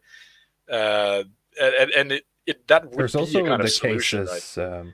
There's also the cases of the American West, where the brothels basically became small governmental structures or mafia organizations that kept law and order in some of these towns. So, but I think that's more a byproduct of the prostitution than a following from the prostitution itself. Yes, I mean this is a problem it's just going to be ugly no matter how you solve it. You know, it's just always going to be like this really dicey. I mean, at this part. point, Chesterton's fence has been removed, and placing it back is going to take a lot of work. Yes, but as many people have pointed out, I mean, even in, you know, the Victorian era, there was a lot of like sexual escapades this sort of stuff going on. So it's very hard. It's sort of the to same curb. thing as with, and this comes back to sort of the higher values thing. You have to have a society that says that doing this is bad, right? But at the same time doesn't kill you for doing it. But there has to be punishment in some sense, but you have to allow a certain amount of it as a pressure release valve. And we can argue about what, you know, percentage that would be, but I don't think you can escape it entirely. No. In the same way that you can't escape, I'm going to say something weird here, I guess, you can't escape true homosexuality. You can ban homosexuality, but there's always going to be some person born at some time who is a homosexual. We've seen that time and time again through history. Now, what we have today is artificial, but you have to, I think, have a society that bans it, but then allows that one or two guy to slip through the cracks, so to speak, to act as this pressure release valve. And I mean, this was actually, the way I see it, this was solved. I mean, you had a sodomy law that has like a very, you know, low punishment, and it's not very often enforced. And that kind of allows for, okay, you want to have two guys who are quote unquote roommates who will just like live together or whatever, and people think it's a little bit weird, but you're not going to be put in jail for that. Let's see. Nordanon says, men will always be sinners, but that doesn't mean we should tolerate sin. Well, you should also render unto Caesar what is Caesar's, and unto God what is God's. And who should punish you for being a sinner? Is it Caesar or is it God? It would be my question. Maybe I'm misunderstanding some of this. No, I mean, you know, Christianity, like you said, solved a lot of these problems, and having Christianity put into law. And it doesn't mean that you have to make like this super hardcore theocratic cutting off hands to sort of like white Sharia. No, because you get women who enforce these moral laws for you, as they do today with the progressivism. Yes, most certainly. And it's just understood that like, okay, this is like what we think is moral in society, and we're not going to kill you for doing it, but we don't think this is good. And you're not going to build organizations based on these things because it's in the laws, right? You know, maybe you as an individual can get away with some escapades here and hopefully stop doing it. But you're not going to build like these kind of rainbow coalitions and, you know, start running the government through that stuff. That's just not going to happen because we have it in the laws that it's just strictly, you know, forbidden. And that's just at least my view on that. And I think by that we're sort of back to what I said when I said that a lot of this charity and moral policing was lost when we removed the power of the church and its sub-organizations, and this institutional knowledge was lost and then never sort of picked up again. Right. Because there's no one there to help prostitutes out of that life. Instead, we're just going to actually encourage it.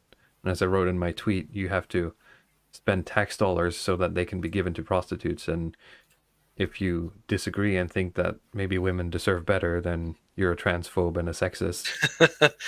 I mean, the part, the first part of the video, that was the intro to the Longhouse.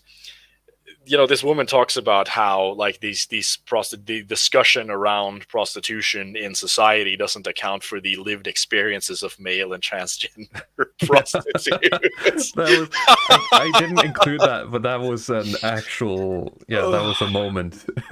Why do they have to include this stuff? Like, what? Like this is what I just hate about this open society stuff, is that I understand the principle, but everything they come out with is just coded in this kind of anti-white, woke, like kill whitey, trans, marry the trans woman language, basically, with reparations and so on. And like, oh, this is important. This is something that's important to talk about when we're talking about laws around sex work, is the lived experience of male gigolos and cross-dressers. It has, sorry, but this is about women. Like, sex work is a discussion about women. This is not about like the one like male gigolo who's gonna be paid, $100 to hug your grandma or something. It's completely uninteresting. It's really about like women and human trafficking. That's has to be at the center of this. And I mean, I'm not hugely read on this, but I mean, you have the one side of the debate that wants to legalize and decriminalize and institutionalize this stuff. And they say that like this is going to stop human trafficking, but I've talked to people from Christian think tanks in Norway who talked to me about this, and they said that legalizing does not stop cartels. It doesn't stop trafficking. They just go through the legal channels, but like behind the scenes, it's still a sort of cartel structure. So their idea is basically that you're going to have this clean, sanitized, government-sponsored brothel that's going to be run by women for women. I mean, it's just bullshit. And the problem with that too is that it really kind of, when they talk about like the rights and the problems that affect like these communities of color and these minority communities, what the fuck is Tyrone going to do? If you're making basically like marijuana is now a Karen business. It's like this kind of corporate HR stuff that's run by white women, and the prostitution stuff is just run by white women. What the fuck is Tyrone going to do? How's he going to be a hero? We need the sex bot brothels. Yes. They have to come before this, so it sort of undercuts them but, in the sexual marketplace. Think about like this sort of few, paths to quote unquote. I mean, this is going to sound a little bit retarded, but the path to heroism for some of these like low IQ men in society is really like being this kind of like on the border of the law, kind of peddling certain things. And there is a kind of courage to that stuff, even though I don't encourage breaking the law, but it takes, as they say, it takes balls to be kind of smuggler or to be like a drug dealer or something like that. And there is a kind of it's very macho much an archetype, sort of a masculinity within that. And it's got adventurous spirit. Yes, it is some like the Bronze Age pervert, like the pirate spirit. There's some pirate spirit within, say, being a drug dealer. And I mean, like with these guys, all of these kingpins or something, like it's just, if that's going to be gone, because it's all just like super institutionalized, and all of these women who did well in school, who are already taking up the jobs that these people used to have, they're going to take that last thing that they have as well. And I know it sounds totally retarded, but it's the sort of thing that I've been thinking about. Like, okay, but it is these secondary effects of these things that never gets talked about, right? Yes. I mean, of course, they're never going to bring that into the conversation. No, of course not. I mean, but again, look at California or some of these places where like all of these drugs have been decriminalized, or like I say the United States in general, because the decriminalization has been kind of what's been going on in the last 10 years. And my question is, like, is the United States better off now? I mean, like, are all of these the people who were, you know, I remember this like from the early aughts, these sort of like dude weed people who were always talking about like all the benefits of weed legalization, of the weight loss and the weight gain and the expanded perspective and the pain relief and all this sort of you know, oh, there's not going to be any crime anymore because people are just going to smoke weed and be happy. We're not going to have any, you know, people don't want to fight each other when they're smoking weed. Is this really bearing out? Are we seeing this in statistics? Like, are these problems being solved now because people are smoking weed? So people are just calmer and nicer to each other in the United States? I'm not seeing it. I got to be honest. Just on the like 40-foot view here, I'm not seeing that this weed decriminalization has been a miracle drug for the United States that's made them more mellow and everybody's going to become like enlightened Democrats. Like what's that Bill Hicks? You know, the Bill Hicks stuff. Oh, we're gonna take drugs and we're gonna watch the rows of the pizza trucks coming out and we're gonna explore space and shoot bananas into the mouth of hungry African children. Has this worn out? I mean, they've gotten what they wanted in terms of the drug legalization, but it's not really expanded the perspective of the average American in any way that I think matters. I think we're worse off probably for other reasons, but I mean, that's just my 2 cents on that. Yeah. So then we get to some of the last points. I mean, we spent a lot of time on this, but it's a funny, it's funny topics. It's the civil rights for Roma peoples. I mean, this is like, I just almost started laughing here because the joke about like a European when they're talking about like colonizing versus when they're talking about the gypsies. Like how they changed from like a very kind person to literally Hitler. and I kind of see that this is, I mean, if you are like a dedicated shit lib where that's okay, we need to think about the Roma people, but then you really have to subvert popular opinion on just like every level because it seems like they're just hated everywhere they go. And I mean, for someone like Soros, there's probably some kinship there because he's also in a tribe that's you know, not been super popular. Big brain. Yeah. Big think, but they're a little bit smarter than the Roma people. I mean, so I mean, I don't have too much to say on that. Well, we joked about like the piratical spirit, the BAP stuff. I think the difference between Soros's tribe and the gypsies is that straight up refusal of participating. And you gotta, in a weird way, you have to respect someone sort of just showing up, putting up camp, and refusing to leave. and how that sort of plays out in modern society, I find that incredibly strange. It not is that I interesting. respect them, but it's a bit of a weird moment watching sort of modernity meeting an old mindset. It is a lot of fun there. You have the reject toilet paper, embrace tradition, Right.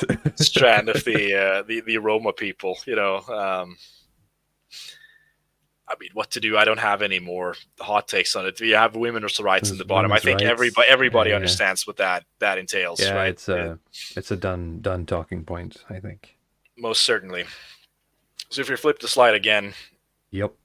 I think if you go to the link there, we can take a look at the map. I have it open here on one of my tabs at the moment. Oh no, I closed it. This is very unprofessional of me. Your screen. So what we're going to be looking at now is the kind of digital map that is on the this is on the Open Society Foundation's website. I mean, I'm surprised. If you really want to dig in, you can just look at the information. They're very thorough. You know, you can just look at the information they're putting out on their own website if you want to see where they're operating and what they're doing. So, you can click on the map there.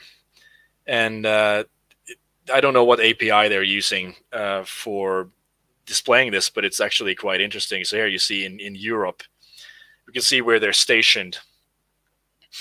So there you have, Berlin, Germany. This is a little bit less interesting, right? I mean, they have some stations in these, what you'd call, these are basically open societies. according, I mean, when you look at these sort of economist ranking, the development indexes and these sort of corruption indexes, like these are, I think, in George Soros's mind, that kind of model in many ways societies. Maybe they're not taking enough immigrants, or they don't have enough tolerance towards certain minorities and so on, but I think they're very close to what he wants.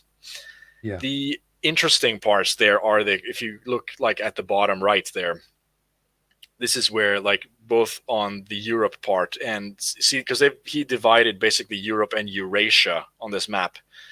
So Eurasia is going to be like, to the right where you don't see any dots, but there's a lot of these Eastern, what I think of as Eastern European countries. So you have then Macedonia, Kosovo, that is Serbia. You're wading in some dangerous territory by referring to them as. We're probably going to get comments I'm just saying that this is how the map has split them up. So I wrote some notes here in terms of like because this is the big like effort in terms of the Open Society Foundation after the Berlin Wall falls, right? And these are like previously communist countries where George Soros comes in with the Open Society Foundation, and when he's doing it, he's very much adjacent to the State Department in the United States under the Clinton Foundation.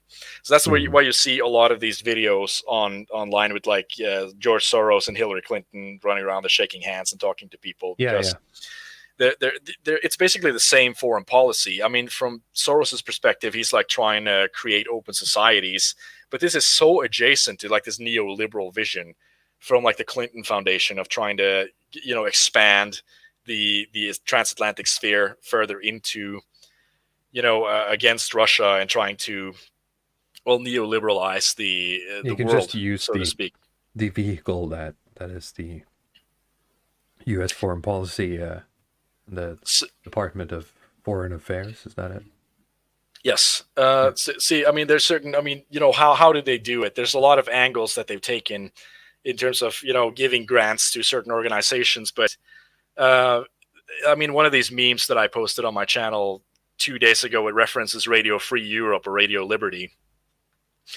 And I'll just read a little bit from the Open Society Playbook. See, I quote here. The broadcast stations of Radio Free Europe / Radio Liberty continue to be funded by the United States government.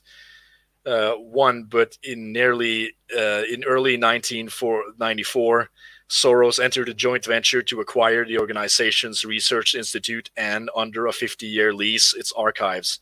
Both operations are now subsumed under a new entity. It's called the Open Media Research Institute, OMRI for short. Based in Prague, it has a 7-member board, Soros and 2 others from his staff, 2 people from the board for international broadcasting, the government agency that oversees Radio Free Europe, and 2 quote-unquote independents, one chosen by Soros and the other one by the BIB. I'm not sure what that abbreviates to. It should be noted that the independents if they were to side with their selectors, the lineup would predictably be 4-3 in the favor of George Soros. So today, the Radio Free Europe, Radio Liberty remains very active. It's funded by grants from the U.S. Congress through the United States Agency of Global Media. It's abbreviated as the USAGM. As a private guarantee, its budget for the fiscal year of 2021 was $637 million, according to their website, and the fiscal year 2021 budget. End quote. So, I didn't know much about Radio Free Europe, but it's like this large media organization that, it broadcasts whatever is going to subvert these, nationalistic or more religious regimes within these kind of former Eastern Bloc countries in Europe. And that, according to that, as well as they just, the most modern rock music, it's like, they're selling it in as something that's very trendy. And, this is an example when we talk about, what angles of like smart power can you use? Well, you fund a radio station, right? You just allow people, say like we had funding, to do this show. And we could like bring a lot of people on and make a very exciting show. And we're like broadcasting like anti the Norwegian government or something like that. I mean, that's basically what it is. Mm-hmm. Let's see another one here. That's in Serbia. They did another type of media organization that's called Belgrade 92, or like B92 for short. So this is a quote from the Building the Open Society in the Western Balkans report. Let's see. Open society-backed activism in the arts and other cultural institutions in Serbia began with a radio station, Belgrade's B92. Its music and information programs challenged the state media's nationalistic worldview. The idea was not to underwrite art for art's sake. The aim was to use targeted funding. B92 blazed the path for other artists ready to challenge the xenophobia, patriarchal values, hate speech, and ethnic stereotypes. In September of 1994, Radio B92's cultural center, Rex, opened in an abandoned building of Belgrade's Jewish Community Center. Worried September, Wilhelm Reich in Belgrade, Lust for Life, was a project devoted to the common individual of Belgrade and to the world, who in despair withdraw from life and cedes responsibility for his or her being and future. Lust for Life, quote unquote, had multiple dimensions, including the publication and translation of Listen, Little Man, a book from Wilhelm Reich, a highly controversial psychoanalyst who studied under Freud. In Zagreb, Croatia, the CCE 3000 undertook conferences, art festivals, exhibitions, workshops, lectures, presentations, publications, and media productions. A crucial component of the project was to reform the institutional settings and of independent culture, increasing its influence and strengthening its resources. One of its collaborators, What, How, and For Whom, organized a complex exhibition for the 152nd anniversary of the Communist Manifesto's publication, returning Marx to the public sphere in Belgrade for the first time since 1989. So, like that's another one of these. Wilhelm Reich yes, again. Yeah. That's the the Open Society programming. This is the stuff that like Soros Foundation is giving money to. People are gonna like broadcast Wilhelm Reich specials and bringing Marx back to the sphere. Yeah, very Open Society, bro. But it's but let's see. I think you have Ukraine as well on this on the map there. Because that's another one that's like, Open Society is just huge in the Ukraine. I think they have 3 centers there. And I mean, in the book, Scott Howard talks about how, George Soros basically has people all the way up in the government. I don't think I can target it specifically. Are you sure? But maybe it's in the Eurasia part. If you try to go back, I'm back looking to at like all of these, it should be. No, you're in the Europe map. So you have to you have to go back one space. Just do the back action in the browser, and then you'll get the Eurasian map. See there, because you clicked on Europe, and then there's Eurasia, and there I think you will find Ukraine. So there's Kyiv, and there's the number 8 and 10 as well. Is sort of Ukrainian, so it's a really big like point of interest for the Open Society. And so these numbers, are these just the number of the centers? No, they just have numbers, it's just an index for. That's what I mean. Is it an index or is it the amount? No, it's an index. So one dot is one center with 1, 2, 3, centers, 4, 5, 6 countries. Yeah. Oh, okay. Yeah. So. I mean, I don't have if I have that much more interesting stuff to say. I mean, people have covered the Ukraine stuff at length, but he talks about the Ukraine where he was basically at a position where he could influence the what's he called, President Kuchma. That was I think one of the presidents of the Ukraine in the 90s, where Soros cooperated with this sort of Swedish geopolitics guy, Anders Åslund. I don't know if you remember the stream we did with the Prudentialist on NATO, where he was actually showing us the Twitter account of Anders Åslund. He was like the guy, we should bomb Russia, and he gives like these sort of like 10 bullet points to fix the Supreme Court. Dude's just a total maniac. But like these are the types of people who surprisingly get involved in making really big decisions.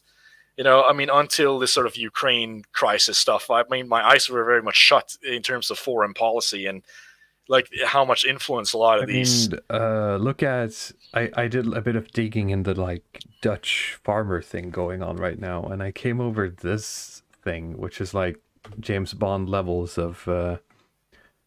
It's the Tri-State City project that combines Belgium, Germany, and the Netherlands into one single city network. That they're pushing towards, basically, and the reason some of the farmers are saying that, you know, half the reason they're doing this kind of legislation that is pushing out the farmers is to be able to build this kind of thing. I don't know if it's true, but I just looked at this map and I just thought, Jesus Christ. So there's a reason why Schwab wears that emperor coat. But I mean, as you can see on this map, these are where the power centers are at, and you know, it's safe to assume they have a reasonable amount of power, not only in terms of like the media organizations, but they will put in universities as well. Let's see what's its name. It's the, you know, they have their own website that's called like the Open Society University Network. That is sort of where you can see a kind of overview of all of the universities that are connected to the Open Society, and this is where he basically like tries to train the, you know, the new youth that's going to be like the torchbearers of the Open Society. Let's see if I can bring this up here. I mean, the good, you know, what you consider the good thing about these Eastern Bloc countries is that, you know, because they're so broken down and the people are so poor, it's kind of, if you put, let's say, $1 billion into it, you can get a lot for your money in terms of subversion and trying to buy officials and influencing policy. The problem is that the people who live there are just so kind of like naturally conservative that it's a very sort of uphill battle of trying to maintain this stuff over time, because these sort of right-wing impulses, they just keep bubbling up to the surface, and so you have to, you know, keep pouring money into it. So I see you've gone to the universities, the NGOs. I mean, of course, you have countries like, say, like Hungary, where George Soros was born. You know, they've kicked out all of these everything that has to do with the Open Society. You know, Belarus has kicked everything out. Russia has kicked everything out. So, I mean, it's not news to anybody here, right? But if you are an actual kind of authoritarian leader of a country and you try to maintain power, the first thing you do is kick out stuff like this. It says so right here. In 2018, in response to the increasingly oppressive political environment in Hungary, the Open Society Foundation transferred operations and roughly 100 staff from Budapest to new regional headquarters in Berlin. So yeah. Well, I mean, of course, the foreign money and the newspapers is what you go after first. Exactly. So I mean, of course everybody here knows this. It's no mystery, but I read about it in the you know, you read about it in some mainstream newspaper. They just basically talk about like these evil, you know, these evil dictators who are like they just wanted a free radio station or something like that. But I mean, it's just covert imperialism. Basically, that's what it is. And it's been very effective as well. So yeah, I don't think I have that much more to add here. Wilhelm Reich to the people, yeah. Yes, we need Marx. I mean, I'd forgotten all of the weirdness and horribleness from that stream, and it's all coming back. But you know, the only thing that I did kind of look at here was kind of the Europe and the Eastern Europe. But you see, like, they have stations in Latin America, in Africa. I mean, South Africa, I think, has 3 stations for the Open Society, and you have some, like in the Asia Pacific, certain smaller Asian countries where, you know, I mean, that's a whole other story. You know, with the Eastern Bloc countries, they come in with more of this kind of like paused culture, but you know, with some of these smaller Asian countries, like, they're even further back. You know, they have to kind of start with the neoliberal stuff. You know, it's like, okay, well, maybe you should open up the economy a little bit more. You know, maybe you should cut down on the bureaucracies and try to allow entrepreneurs to come in and so forth. It's just like total baby steps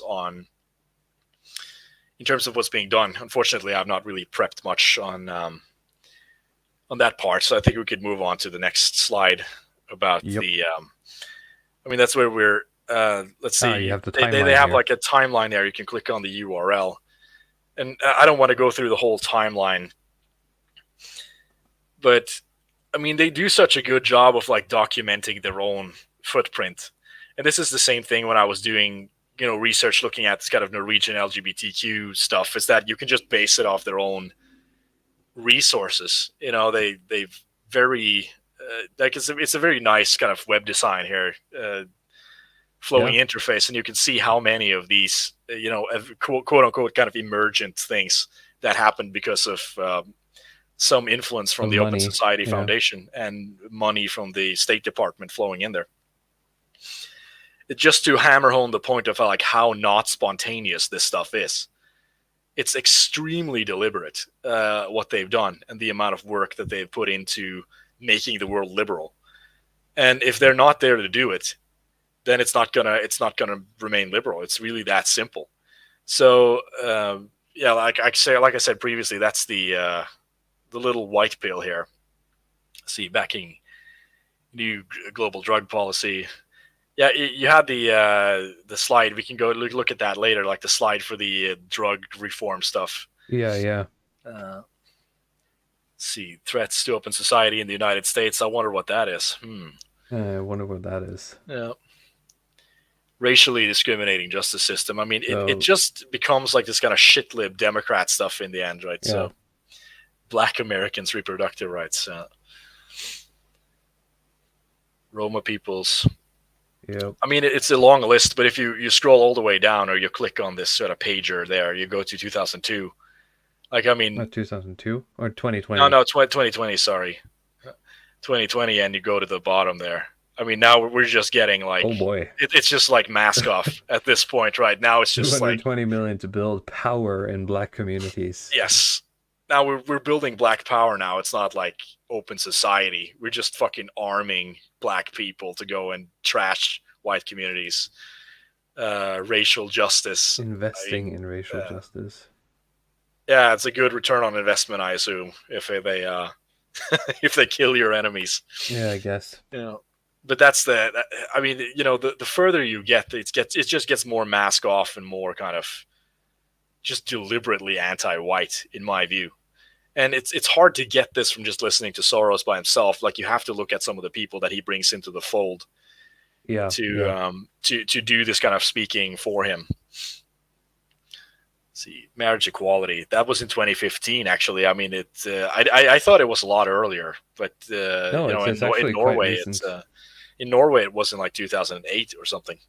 So I thought that was... people don't have these things lying around, but it's just, part of the emergent thing is that every time there's something like this, you should notice the creases on every flag. Yes. It's it's not a flag they usually bring out. But I mean, it's interesting. I don't have any particular thing to point out here. If you look at the next slide, we can look at some of the like drug reform stuff. So there's the spiteful mutants thing. Yeah, the spiteful mutants level here. I mean, you could look at the URL for the repairing the harms of the drug war here. And we just look at the opening statement from this woman on the bottom left. So you hear like the kind of like kill Whitey energy that is present in these Zoom calls. Hopefully my audio is good here for the people around watching. the globe. Yeah, I mean, it worked with about how they are organizing and advocating to end and repair the devastating human rights violations wrought by the US-sponsored global war on drugs. These harms range from state-sponsored terror and extrajudicial executions, torture, including sexual violence and extortion by law enforcement agents, long prison sentences and solitary confinement, and mass criminalization, incarceration, and family separation. How long do you want me to go, by the way? I think that's good enough, but she will just go through this kind of grievance list that the basically making drugs illegal. It's not only the incarcerating the Tyrone domestically in the U.S., but it has they will claim that this has a cascading effect down to Latin America, into Mexico, where the gangs are created, and because the gang warfare starts, there are people that are being killed and people are being put in prison and separated. So they just look at that as that's all the result of like the war on drugs and the U.S. drug policy, and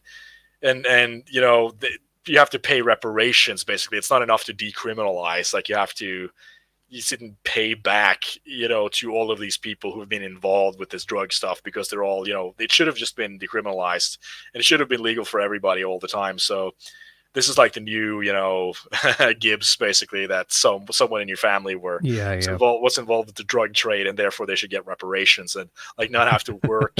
I mean, this is like the level these people are at, right? This is where like the next thing they're going to go for. If you look at it, okay, what's the next step on the agenda? I mean, fuck, just look at these people, but. Right. But look, if you look at the 3 decades of drug policy reform, there we can get into a bit more of the nitty gritty that we were talking about. See, here we go through the point, okay, building foundations for drug policy reform. Let's just look for the spicy headlines here. Let's say preventing HIV again, people who inject drugs. So that's okay. We got to make sure they're not getting sick, and then establishing these places where they can shoot up. And there's with the 2002, they're securing international funding harm reduction. Like that's like a woman driving around with fresh needles and AIDS pamphlets to people. This is the stuff they pay for, right? Just to reforming drug laws in Russia. Yeah. Access to treatment. And of course, by treatment, they just mean like, trying to fix all these problems that they've basically done to themselves. Let's see here. Society led a coalition to advocate for the Federal Second Chance Act, which authorized up to $165 million in federal grants for re-entry initiatives to assist those released from prisons and jails. The act became law the following year. This was Bush. And Biden as well here. Oh, you see, he looks good there. He's based Biden back when he was the blue dog Democrat. Yeah. It's our man. It's our boy Biden. It's the ice cream man, as we remember. Well, yeah, the hairy legs man.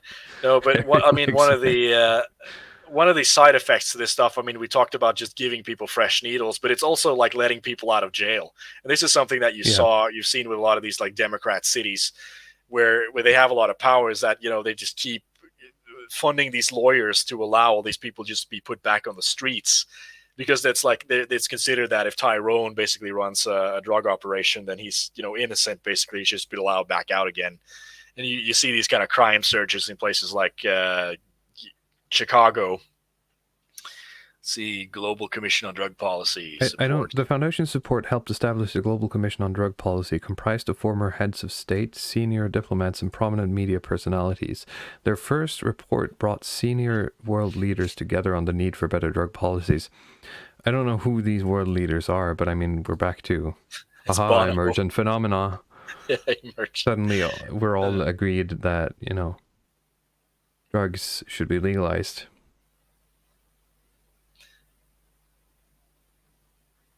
Here we go. Lifting federal ban on funding syringe service programs. So yeah, I've got more. More syringes. Members of this network launched the first ever community space for homeless people who smoke crack. All right. Supervised consumption sites. Here we go. You have this. It's just okay. We need to have like these sites where you're being supervised by this thing. They them with the red. I don't know if it's like a commie shirt or these something. These sites where people can use drugs safely without fear of arrest and under the supervision of trained staff were the first of their kind. So yeah, this is what I'm talking about with like, at this point we're at the other end of the spectrum where you just give people the drugs. Right? Yes, it make it super easy and comfortable for people to be addicts, basically. Winning decriminalization worldwide. We've already covered this stuff. Even in Norway, they did like a soft decriminalization just through the public attorney. So, they have reached their goal. So this is a W for them. I don't think that... The title of this image, a man who has paid exorbitant fines for marijuana possession to the police lights a joint in Accra, Ghana. Yep. Right. We did it, guys. Now look at this poor man. He had to pay a lot of money to the police, but he still has his drugs though, so... Things are working as intended, I guess.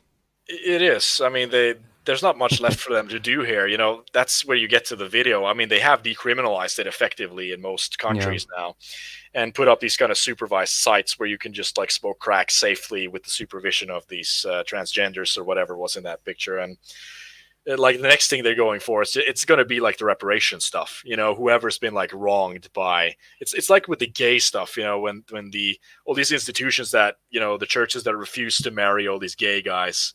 You know, they have to go out and apologize and grovel and celebrate and, you know, maybe pay them some money. It's going to be they have to double down and like work extra hard at getting back in favor by marrying all the lesbians. Yeah.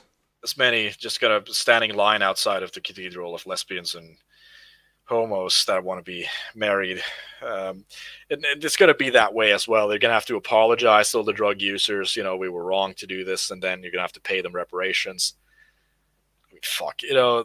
Gosh. I mean, that's at least my prediction that's where they're going to go with it now, because they have, like, you know, they have won the first part, the part of the map, and the next part is just to, you know, squeeze even harder. I mean, of course, this is not going to be sustainable in the long run. Like, there's enough kind of economic problems, supply problems in the world right now, demographic problems. I mean, tossing this on top of it is, you know, sometimes I wonder what sort of lunatic world these people are living in, where they feel like they can demand this, considering how much shit a lot of people are in right now. And that's the thing, like, why I keep going back to the fact, you know, that I think that Soros and his family are just like deeply anti-white, because he's a smart guy. He's a very, very intelligent guy, and he knows, like, he's putting money into this stuff.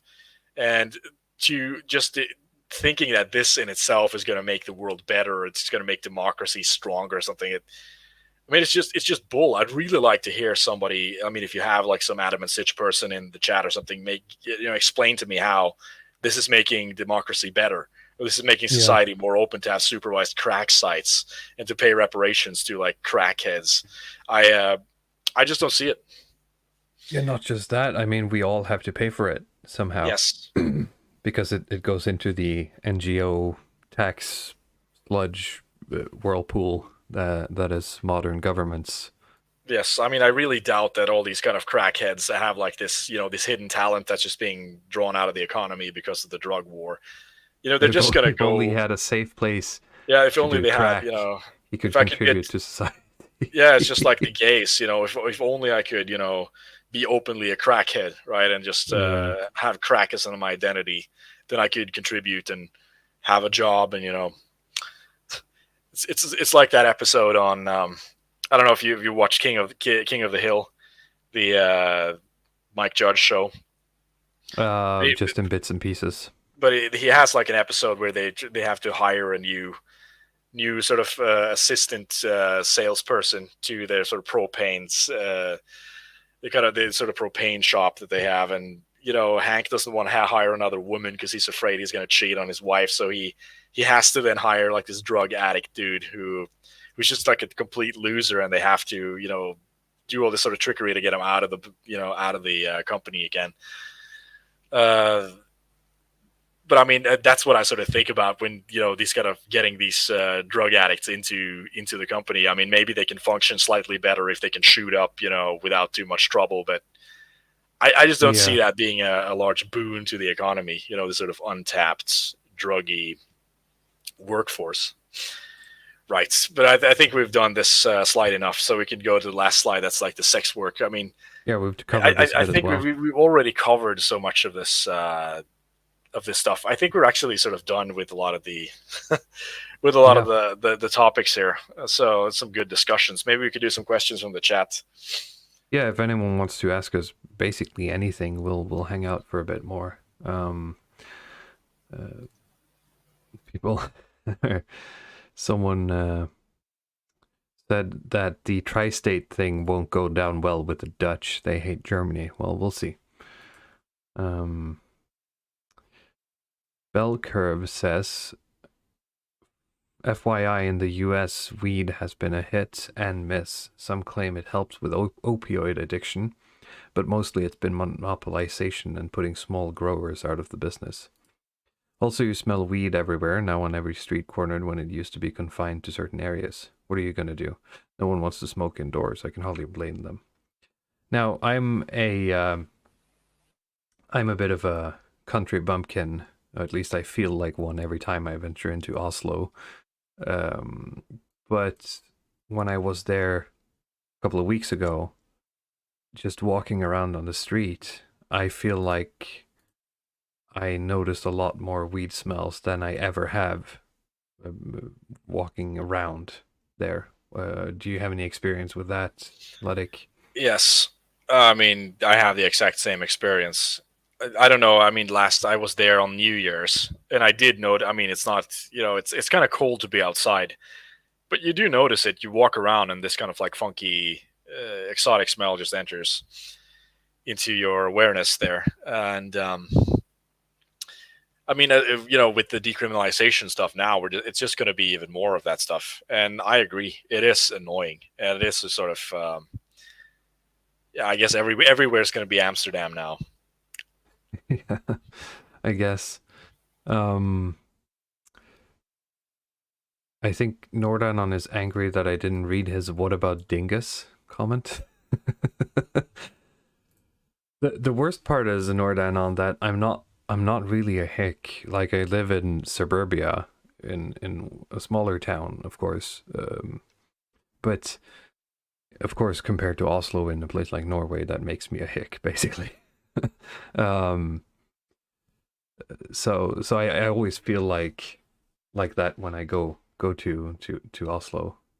But I mean, if you take like the train for 10 minutes outside of Oslo, you're pretty much back to the standard, I think. Let's see here.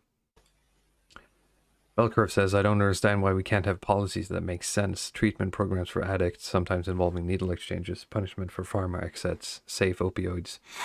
Yeah, I mean, a lot of these make sense, but I don't think there's either money or control in it, so why should we? Yeah, it's a difficult question. I mean, we really, I'm going to repeat myself, but we need to put in some work in finding like the right wing, first world drug policy prescription. I mean, it's, at some level, if we're going to have any political success, we need to sell in this vision, right? And it has to be an actual vision. It's not just like we're going to win the culture war and be based. And like, you have to actually dig into some policy and offer something that is not currently being offered by the Open Society Foundation and these other NGOs. Yeah. I see what Nordan is saying. He says that you stop the prostitution by instilling the average person with a deep fear of God. People will be afraid of sinning in a Christian society, even if in private, in the same way that people are afraid of saying the N-word in our society. And I agree. That's sort of what I was getting at with it, that you can't just make laws. You have to make laws that change the culture, because the culture is what needs to change. Yes, as much as the Open still Society say Foundation has Sorry. People still say the N-word. Oh, that's true. It hasn't just stopped not on me. YouTube. Yes, not on the platforms. A bumpkin of the soul, says Nordanon. That's how it's supposed to be. We have to be country bumpkins of the soul. That's the way forward. Let's see. Wilker continues saying, the problem is if you don't give them clean drugs, they die of overdose. They're on the drugs, boys. They ain't getting off anytime soon. I agree. They're on them is... The reasons they're on them is this... Ooh, can I say that? Is this a spicy comment? No, the Sackler family, I mean, they've been judged. Like, they've been convicted of this stuff. So the I don't Sackler think family dumped them on as like cheap sneakers, ad campaigns, lies about addictiveness. Yep. Doctors getting bonuses for pushing pills, addicts getting bonuses for sales, etc., etc. Judgment is a fine deterrent, says Lemberg. I agree. So that's, it's the whole thing of, the chicken and the egg, where we have to place the laws to change the culture and the moral values of society, and then, reassess the laws when you're at a point where you're happy with it, or just keep them at, like that?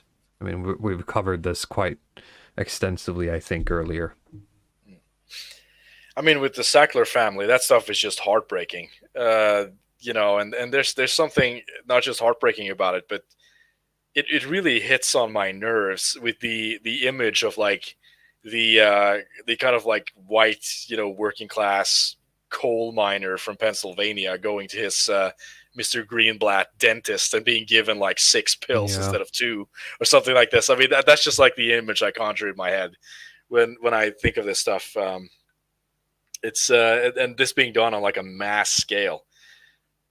I mean, it makes me think about they made like opioid farms out of yes, they did, quote unquote, out of like the Midwest, and they did. I mean, it's like Requiem. You know, if you've seen the movie Requiem for a Dream, it's like that's just everyone's life now. You know, because somebody wanted to make a little bit of money off it. Yeah.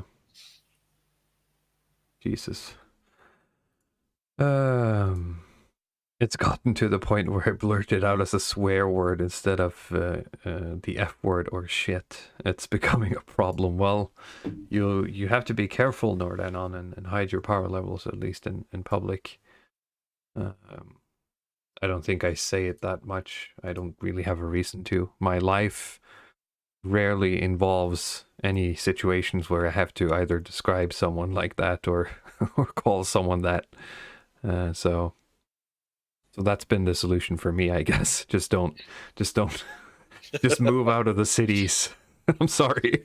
No, I mean, that's the for cure. my own sake, it sounds like, you know, this is some other like schizo bizarre thing that I have, but just to allow myself to say it, just even if I'm talking to myself in private, because I try to like decondition, you know, this, what do you call it? The right speak, what's the Orwellian term? The true speak or whatever, the stuff I see, like, as a sorry, I just got an image of you standing in front of the mirror, sort of American Psycho style, saying the word by looking at, like, intently staring at yourself in the mirror. The Newspeak, that's the term that I was looking for there. I mean, yeah, that's the N-word affirmations. Yeah, I mean, I mentioned that previously. Like, they ask, you know, what's your daily routine? It's like the American Psycho. Yeah, my daily routine. Get up in the morning. I do like crunches and I eat my oatmeal. I stand in front of the mirror. Wash your face and then look in the mirror. Over and over. But I mean, you know, it's so easy to go into this zone where, like, you're starting to reinforce what society wants you to reinforce, and it's not even like at this point, it's not even about black people or like the signifier, like the things that it's actually referring to. That's almost become irrelevant for me. This is more like an FU to society, basically. Like, you know, I need to say it because they're telling me that I can't, and they want me to kind of enforce. You've come full circle on the boomer reason to say it as well, then. Because that's sort of the boomer take, where it's like, well, but it's not illegal to say it. I can say it, you know. Yes. It's a free country. To be a contrarian, yeah. It's a free country, bro. But I understand. I understand what you're saying.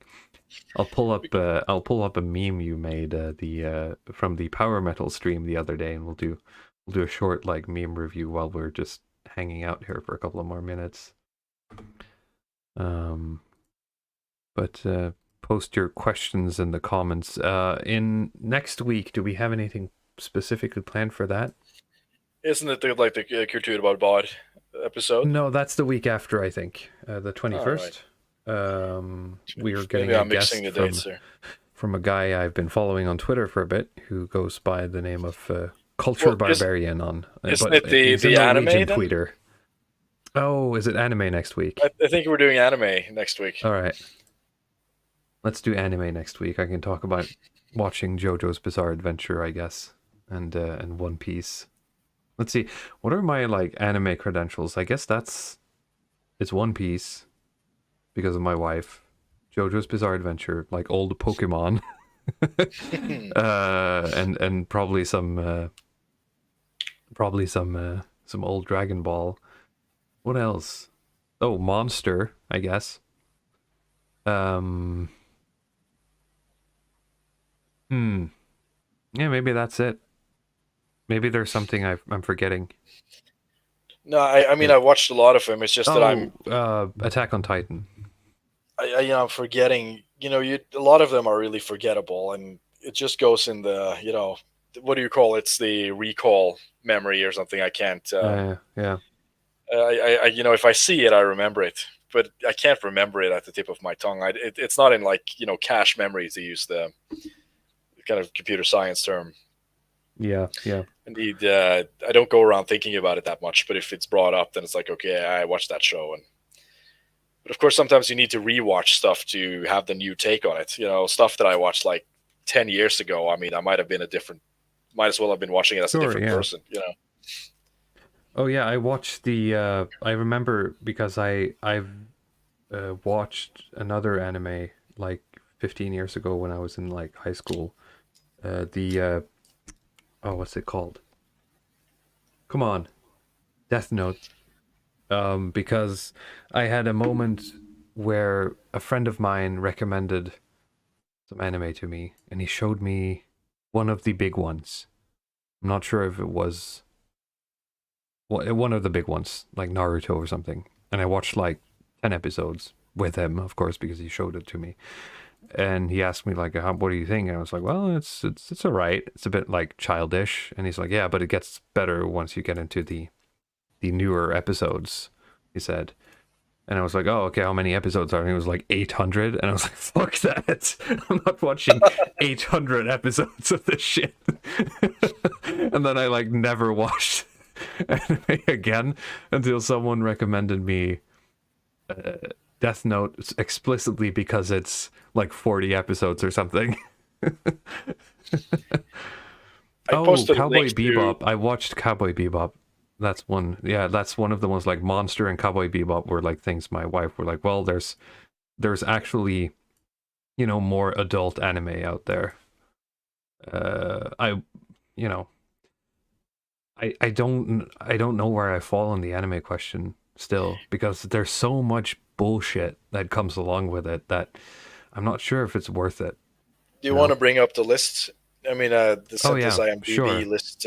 We can just go down the list and see what I can remember, and maybe there's some there that you've watched as well you just forgot about. Let's see. So Cowboy Bebop. Yeah, I've seen that one. Steins Gate. Yeah. I've been recommended it. I mean, I've looked at like clips from it, and there's some. It seems very gay, but maybe there's more to it. I've seen half of it. I ended up like dropping out. It's not because it was bad, but it's like very 90s, cybernetic type, this kind of psychedelic kind of aesthetic, with like computers invading everything and stuff. I've been told that there's I've seen clips from it, and there's like a tranny in it, so that's why I haven't seen it. Bell Curve says, "Shilling Death Note again. I'm gonna have to watch it. Don't. Well, you can watch it, but I wouldn't rank it as the best I've seen. Now that I would rather you watch Cowboy Bebop if you're just gonna watch one, Let's see here, because Berserk Death Note is it's alright, I guess. Berserk is pretty good if you've. I think you scrolled past. I haven't seen that. Maybe I should. There's Monster. I recommend that if you're an adult and want anime. Let's see here. I don't know any of the. Well, going a little quick. There's Death Note here. Oh, sorry. Yeah, I can zoom in. If you can just go up a little bit, because I think there's a few we might have missed that are interesting. I'll restart. Yeah. Okay, a little bit slower. Berserk. I mean, that's something that I think you'd get a lot out of that, Walrus. If you watch not the new Berserk anime, but the old Berserk anime, and people say, it's inferior to the comics or whatever, but it's like it's made in this really old style of anime that's much more sort of picturesque, if that makes sense, like where they had less of an animation budget to do the action scenes, but so it's a lot more just the sort of motion comic style where there's, you're just looking at like a sort of frame and the mouth is moving a little bit, or interesting. Actually, yeah, you should just see that one. I think you would like it. Actually, that's the only one I actually can think of having watched it. I think you would enjoy. Burkall is here. He's caught us looking at anime.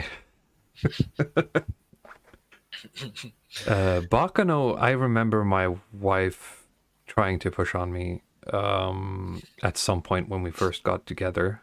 I've never heard of it. And I will say that, you know, what I would say is the strength of anime is the fact that it's animation. You can do things that are, you know, unlikely a lot easier than you could otherwise. And Bakano is one of those like shows where the story itself is staggered and scattered across, so you never know the timeline of events. You have to puzzle it together yourself by context clues from other events, basically. But I didn't finish it, so, you know, I can't comment on it. I just remember her showing it to me, and I'm thinking, well, this is interesting, but it's also got a bunch of like weird anime things in it that I don't like, which is weird because my take on it is that, well, anime is great if you don't have anime stuff in it. Yeah, I mean, but that's kind of like saying, like a lot of the that's tropes. why I think you'll like Berserk, like the original anime, because it is like this kind of medieval kind of Knight's Tale stuff, and it doesn't have like it's sort of minimal on, you know, this kind of panty sniffing ooh woo kind of high school drama. Like none of that exists. Yeah, it's sort of a western story with magic and like it's very masculine, you can say. So Legend of Galactic Heroes, that's actually, I haven't watched that, but on the anime stream, we're bringing on a guy who has seen that show, and he thinks like this is like the most based anime that's ever made from a right-wing perspective. I mean, it has a lot of content in terms of, you know, political analysis and like geopolitics, philosophy, and so on. So I'm kind of excited to get a bit of a rundown on it. Nordanon in the comments, save it for the anime stream. We can talk about JoJo then. Yep. Now and then, here and there. I have no idea what that is. Bunny Drop, Hunter x Hunter. I don't know, this looks like it's for kids. This too looks like some old, like, Dragon Ball stuff. How do I even say that? I don't know. Romance? Yeah. Gay. That's not for men. Vinland Saga. Thorfinn pursues a journey with his father's killer in order to take revenge and end his life in a duel as an honorable warrior to pay his father an homage. What is this, like Vikings? What is this? I've never heard of this one either. That's a lot of this things is a that Viking anime. This might be something for us. All right, let's go. Sorry, Lupin the Third. I don't know what that is. Irresponsible Captain Taylor, Ghost in the Shell standalone complex. People have recommended Ghost in the Shell a lot. Isn't that a movie? Yeah, well, it's a series, and there's movies within the same franchise. I mean, it's quite cool actually. It's very sort of, you know, these kind of sci-fi short story formats with a lot of. I mean, if you look at stuff like you know, the stuff that Cyberpunk 2077 tried to be, basically, it's like that stuff, but it couldn't quite pull it off. Right. Great Teacher Onizuka, Tomorrow's Joe, One Punch Man. I've been recommended that. Yeah, I've seen that. I'd probably find that very funny, considering like I know the basic gist of it. The first season is very well made, actually. So I might be able to watch that because I'm gonna have quite a lot of time in the coming weekend, so I might just knock that one out if it's just 1 or 2 seasons. Let's see, Code Geass. That's I remember that one being pretty good, but it's a long time since I saw it. That also touches on a lot of political and philosophical themes. Interesting. You know, in terms of like, you know, using power, free will, and so on. Let's see. Romy and the Black Brothers looks like something for kids.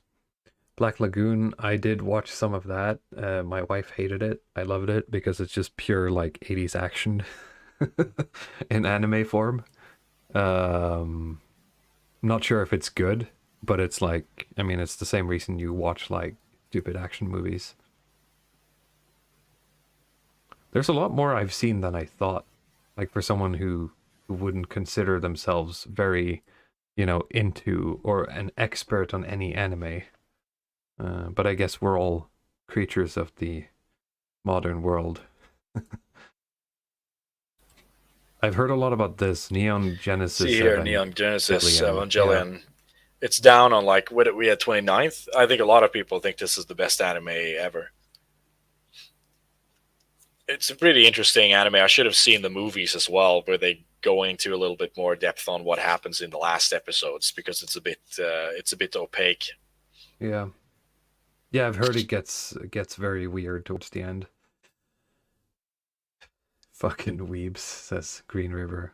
Elastic Formula calls me a closet weeb. Well, I guess I'll have to accept it if having watched a couple puts me into it. That being said, I'm very pro bullying weebs out of the movement, and I'll happily go the rest of my life without any anime if we win. So, Gungrave, no idea. Gurren Lagann, like Lagann. this is actually a great anime. Like I'm looking at the cover, and I don't think you're correct.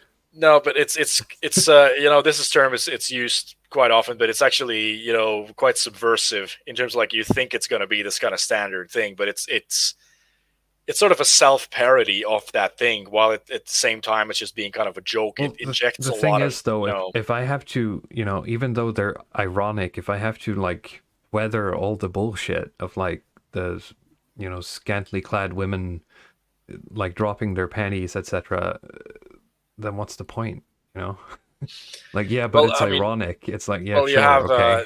It has a bit more of a message in terms of how to look at power, for instance, and how you should look at utopianism, progress. I mean, that's sort of the theme of the show. It's really like, okay, can you how far can you take utopianism? Like, that's what it ends up being about. Okay. It's like there's a sort of conflict between the people who it's like with this sort of environmental stuff, right? People who believe that we have to keep the earth kind of like a greenhouse and use up a certain amount of resources, and if the population goes above a certain point, we need to start killing people. But there's this other faction that we're going to be like techno optimists basically, and try to just double down on this kind of like techno transhumanist stuff until we just break through all limits, right? So that's like the theme going through that show. It sounds absolutely absurd, but it actually works surprisingly well. So that's why I'm going to recommend it. I'll consider it. I've been using my wife as my guide, and it's worked out quite well to find like mature as in mature. Yeah, my wife thought that this was a little bit too silly. It's a little bit too sort of boyish. That's what she said. A little sort of like boys humor in it. But Jay Green River is onto something. Anime should only be consumed with your lawfully wedded wife. That is the rule, and in private. So we got Full Metal Alchemist. Is another one I've heard. I've never seen it. Well, it's you have Full Metal Alchemist, the Full Metal Alchemist Brotherhood. That they go through a story with the same characters, but they've switched up some of the roles and the length of the show and so on. I see. So the Brotherhood is better in terms of just like fast paced, the action and the kind of enjoyment. But I feel like the just plain Full Metal Alchemist has a little bit more depth, and it takes the story in the more sort of interesting direction. Right. So they have some of the like Western hermetics and alchemy, and there's some mid-century German stuff that comes in as well into that show, at least in terms of the aesthetics. Charcoal Feather Federation. A young girl is reborn as an angel. Okay, whatever. I've seen clips from this one. The animation looks incredible, but I can't say anything about it. Serial Experiments Lane. Oh, this is one thing that my wife recommended. I thought this was on number 2. Really want to be fucked up. Yeah. So this is the one that I've been watching. I thought this was on number 2, but maybe that was just like Serial Lane or something. And this is Serial Experiments Lane. Right. I don't know what I just know it's like it fucks you up. No, it's Steins Gate. That's what I'm mixing it with. Eureka 7. Some fucking mecha stuff. Death Parade.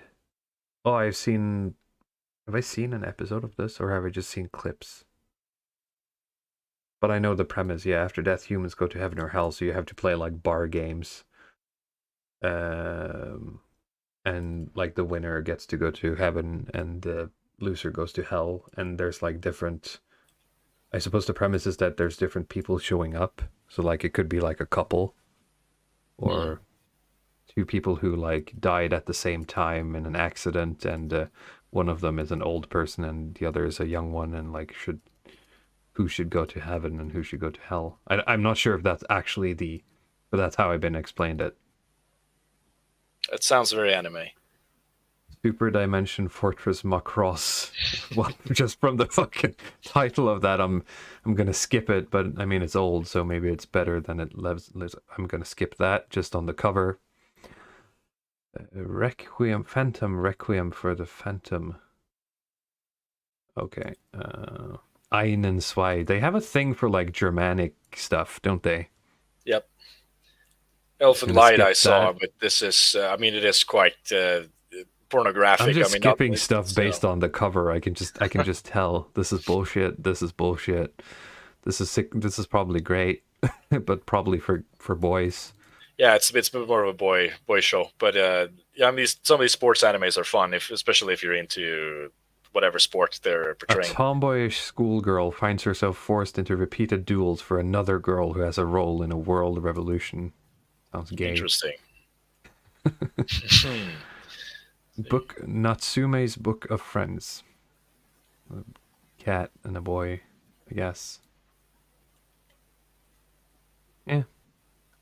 12 Kingdoms. High school student. Oh god, here we go. Okay, whatever. Strange man who claims he's been searching for her and that she is the rightful ruler of the kingdom. Okay. A lot of these just sound like old young adult animes. Ghost Files.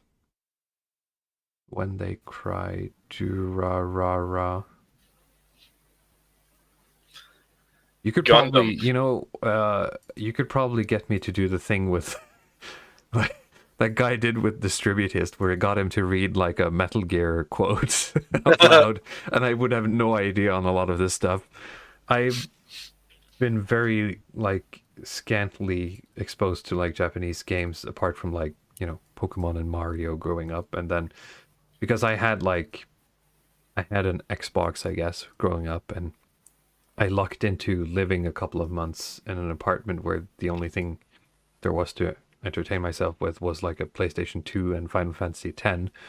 So I like played nothing and then Final Fantasy X and then like nothing until now, pretty much, of like Japanese video games. And so you could probably get me to say some weird shit from a lot of those games.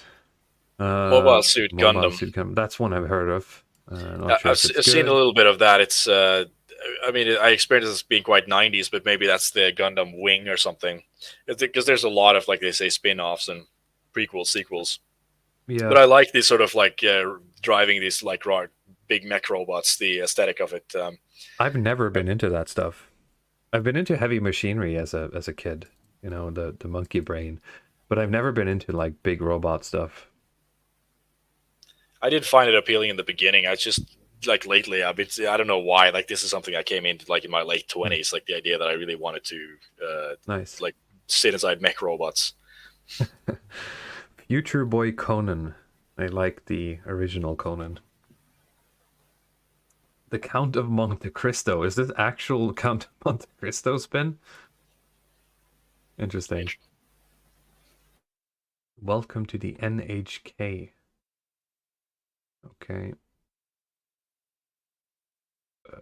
I'm just skipping stuff I think looks gay. Oh, this looks very strong. I don't know what this is about, but this is probably very strong. Nice description as well. And the Chad face here. Yeah. A gun The for hire Adventures living of in. Ryo Saeba, a gun for hire living in the Tokyo metropolis who will take any dangerous job as long as it involves beautiful women. Nice. Sold. Sold.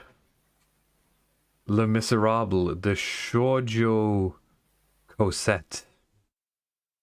Classic novel by Victor Hugo returns to the world of Japanese anime in Nippon Animation's 52nd episode adaptation, Le Miserable. Yeah, I'll take the original.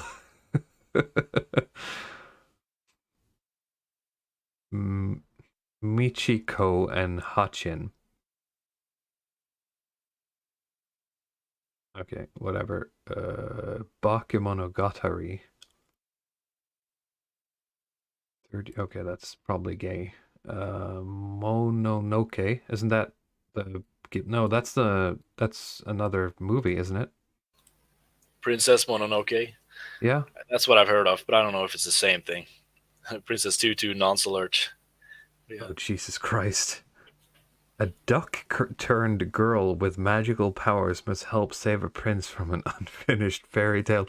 Like, who the fuck... This is why people hate anime, right? It's not pedophilia. It's actually zoophilia. The duck is above the legal age. Like the duck. Yeah, it's actually a duck. It's not pedophilia. It's not guys. gay, guys. It's a duck. Yeah. Like, purge all of this and I just want to watch. What was the name? City Hunter 91. Just give me this. Let's see here. Okay, it's not the same thing. That's a duck emoji. Goodbye, Mr. Despair. Space Pirate Captain Harlock. This sounds pretty based as well. Looking at this, I suppose I have to just watch a bunch of old anime. Treasure Island. This is actually Treasure Island. Wolf's Rain. Fist of the North Star. This looks pretty based. Yeah, this is this sort of memeable, okay. I mean, it's like the influence of this sort of JoJo, the Muda stuff, where it's more like this old style of animation. It's not going to give you any more than watching Dragon Ball, but the imagery of this. So I know it's post-apocalyptic wasteland with like super powerful karate chi man who destroys it's like buildings Bruce and Lee stuff. meets Conan, I guess. Yes, and it's like it's just Dragon Ball Z. Like everything is like super overpowered, and this sort of I'll kill you in one hit, and they make their people's heads explode, and it's very memorable. Mm-hmm. Samurai Champloo. Oh shit! I've seen clips of this. I don't remember where.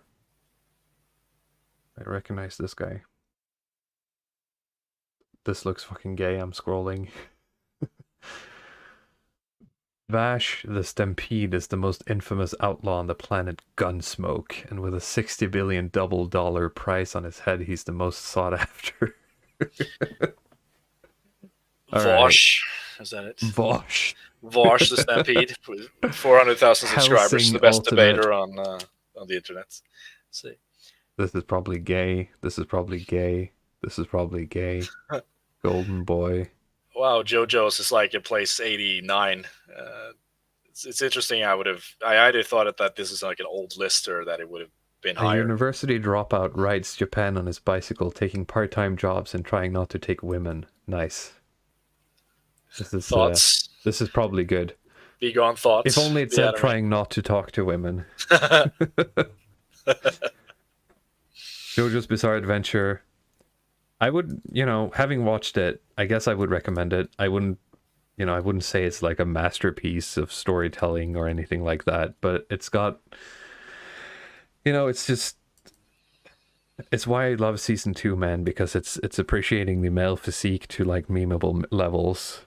But you can't take it seriously. I think season 3 as well. I mean, we're going to save some of this from the, for the anime stream here, but I kind of like the whole show for just being so uber masculine in a sense. Yeah, That's yeah. kind of the draw for Yeah, me. where like every woman is like tiny and every man is like gigantic. It's And they do change that up as well. Like when you get to season 4 and 5, they're a little bit scrawnier because they have like a newer style. But it like when it happens, when it's happening in the 80s, they have like the 80s art style, and when it's going to go into the 90s, they're drawn in the 90s style. So it's pretty funny. I mean, it is like, I think it's super masculine because it's all of the adventures are masculine, the storytelling is masculine, and the kind of it's so autistically technical in the later seasons in terms of how they explain the plots and the solutions to some of these problems that like it's a bit of a meme, but having watched something like One Piece,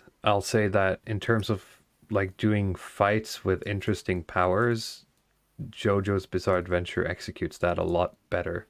Even though I'm sad that the guy had to basically invent like a new power system for, is it season 3? Oops. Did we lose it? No. But it leads to a lot more interesting situations, even though it's a bit of a like just two guys trying to one up each other. Yeah, and I mean, I read somewhere that's like the influence of on this show. It's not just action, but it's actually more of like this kind of detective dramas or something, because that's kind of how he approaches making these fights. Like there's like this sort of like a detective mystery that has to be solved before the hero dies. And there's just like there's no character development or anything. It's just like one guy who's incredibly based, who's going to kick the ass of some other guy if he figures it out. Yeah, that's usually the structure of every season, is just like, here's a new guy who's going to be your base protagonist for the season, and then here's a bunch of stuff he overcomes. Yes, character development is gay. Yeah. So. Especially in season 2, I'd say. Yes. Even though that probably has more character development in it than any other. But any show that ends with a dude punching a vampire into space is a plus in my book. And it's very memeable as well. They yeah. I mean, they do the kind of chat. I have no chat. idea what any of this is. This looks gay. All of it. Yeah. Romance. I'm sure, like, if you're a woman, this is probably fun, but yeah. Okay, so I knew more than I thought, but still not a lot. So I'm gonna need some help with finding some based anime, I guess. Yes, end of every stream has been the anime stream prep, because I'm too much of a weenie to do it on my own. So I need you guys to guide me. Right, but I think this is a nice place to end the stream, unless there's something else. Maybe you should shield the subscribe star or something. Oh yeah, right. I keep forgetting that. We do have a subscribe star for the A Walrus channel, and soon we will have one or more forms of super chats, but you can head over to subscribestar.com/a-walrus, and we're up to 4 subscribers, $40 a month. I think I need 5 subscribers for it actually to start charging you guys money, because I think people who have subscribed to us don't actually pay us any money yet, because it's like a scam protection thing. But any money that comes into Subscribestar will fund the show. At present, we have a $5, a $10, and a $15 subscription tier. I've started posting some early videos or transcripts of things I'm working on for the people who are at the $15 tier. Luddic has talked about doing things for maybe $10 or more. We'll do some behind the scenes, or maybe some video game stuff or whatever. Yeah, it would be like the crank up the parasocial dimension to it. But I mean, if you just want to support the show and help sort of pay for for our first goal, which is to cover a more expensive StreamYard plan so that we can stream in, for example, Well, 1080p. I think this will be better when we get super chats. Actually, people can just show up and throw some money at it. Yeah. I mean, it's kind of like strippers almost, this system. Sure, but, sure. I don't mind. I'll read your funny Metal Gear quotes out loud gladly. So, but yeah, that's what we've been talking about. I mean, with Future Stream, we got the Culture Barbarian, the anime stream. Yeah. I mean, like I talked about, I'm like the next thing for me is going to be looking into doing a stream on the selfish gene and Richard Dawkins. I think that's going to be a sort of interesting topic. I don't really know like completely the direction of that yet, but I mean, there's a lot of implications in the book, kind of the selfish gene and how that became like a sort of cultural phenomenon, along with some more of this kind of like Evo psych stuff that became popular in the 90s. And it really did. Yeah. And it had a sort of an effect both on politics and on philosophy and on business and the way things were done. You know, it had a sort of way of... I think it affected, I say our generation, but at least for me, I think it affected a lot of the, 2008 let's go Obama type thoughts that we were all bombarded with. Like the Reddit mindset is a very Richard Dawkins mindset, I guess is what I'm getting at. Yes. I mean, looking into Richard Dawkins again, I think he's a very like hard head to crack to try to pin down exactly what he thinks and like what is the exact implication of gene selection theory over group selection theory or something like this, and what the political implications of it. It's very obtruse in trying to figure it out, and virtually I think almost every person who reads that book has misunderstood it. But that's what you can expect when you put something out like that, and if you're using language like the selfish gene and selfish selection, you are basically telling people that it's good to be selfish. Like that's when you can look at videos on YouTube of people trying to summarize the selfish gene, and they basically say that it's good to be selfish. And that's like kind of not the point of this whole selfish gene model.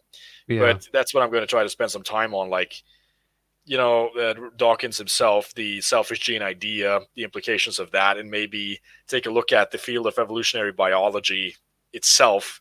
I mean, not from like a creationist perspective, but just as, in terms of the field that Dawkins and some of his colleagues are involved in, exactly, what exactly are they doing research on? And how are they finding the results, and like how scientific I actually think it is, because I feel like a lot of the stuff that he's doing is just economics with animals.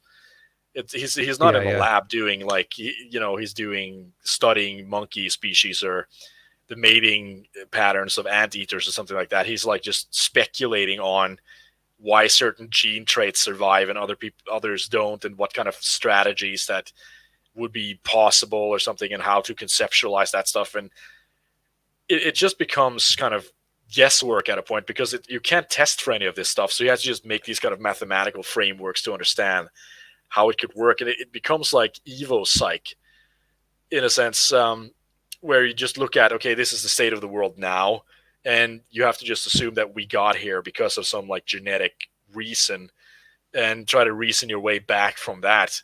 But usually with these types of conclusions, or like with these ways of modeling the world, you end up discounting, say, individual agency completely, and everything becomes like this sort of emergent, evolutionary stuff. Unfortunate sort of paradigm. Yeah, I think so too. I think it's a bit of a trap. It's a bit of a cul-de-sac, as they say, or a dead end, in terms of trying to analyze. That's a good way of putting it. Trying to analyze actual events, just trying to use like gene sequences to analyze politics or how things pan out. I mean, there's very little that you can actually do with it other than make a kind of tidy explanation of how things are the way they are. So it sort of explains everything, but it explains nothing at the same time. I mean, I'm rambling a bit here, so we'll get more into that later. Sure. Yeah. Now, I'm always on the lookout for you guys in the chat. As you know, last time I tried to push the one of the lead singers of Brothers of Metal on one of you guys, if you wanted a Valkyrie GF, and this week I've found another diamond in the rough, so to speak. So here you go. I think she's single, guys. If there's anyone here in South Carolina, this is she's not like other girls. So just jump on it. So, okay, nice. They, them, she, they. I never understood that stuff. Like, where does this come from? Like, what is this? What is she, they? I get they, why do you them. have to like, say the yeah. rosary thing 50 times? I mean, you know? Queer, D&D nerd, love memes, TikTok. I'm a socialist and hardcore leftist. But this Guys, is like she's the a, meme, she's you know? a girl, but she loves memes. I mean, what's that meme where you have the political compass with the girl in the bottom left and the guy in the top? You know, the he hates the banks as well. Oh, he hates the rich people and wonderful, like the polyamorous. Yeah, looking for other polyamorous folks. Very nice. I'd personally try to go for the metal singer before her, so I'm nudging you all in that direction. You got to keep my interests based. I think, is that everything? I think that's everything we wanted to cover. Yep. Let me see. I saw someone. Real quick, Nordanon says, speaking of strippers, maybe you should make an OnlyFans where you just post pictures of walruses. Maybe I should. It's unfortunate because the walrus moniker thing it's just, you know, I needed something to brand, to not just have like my name, right?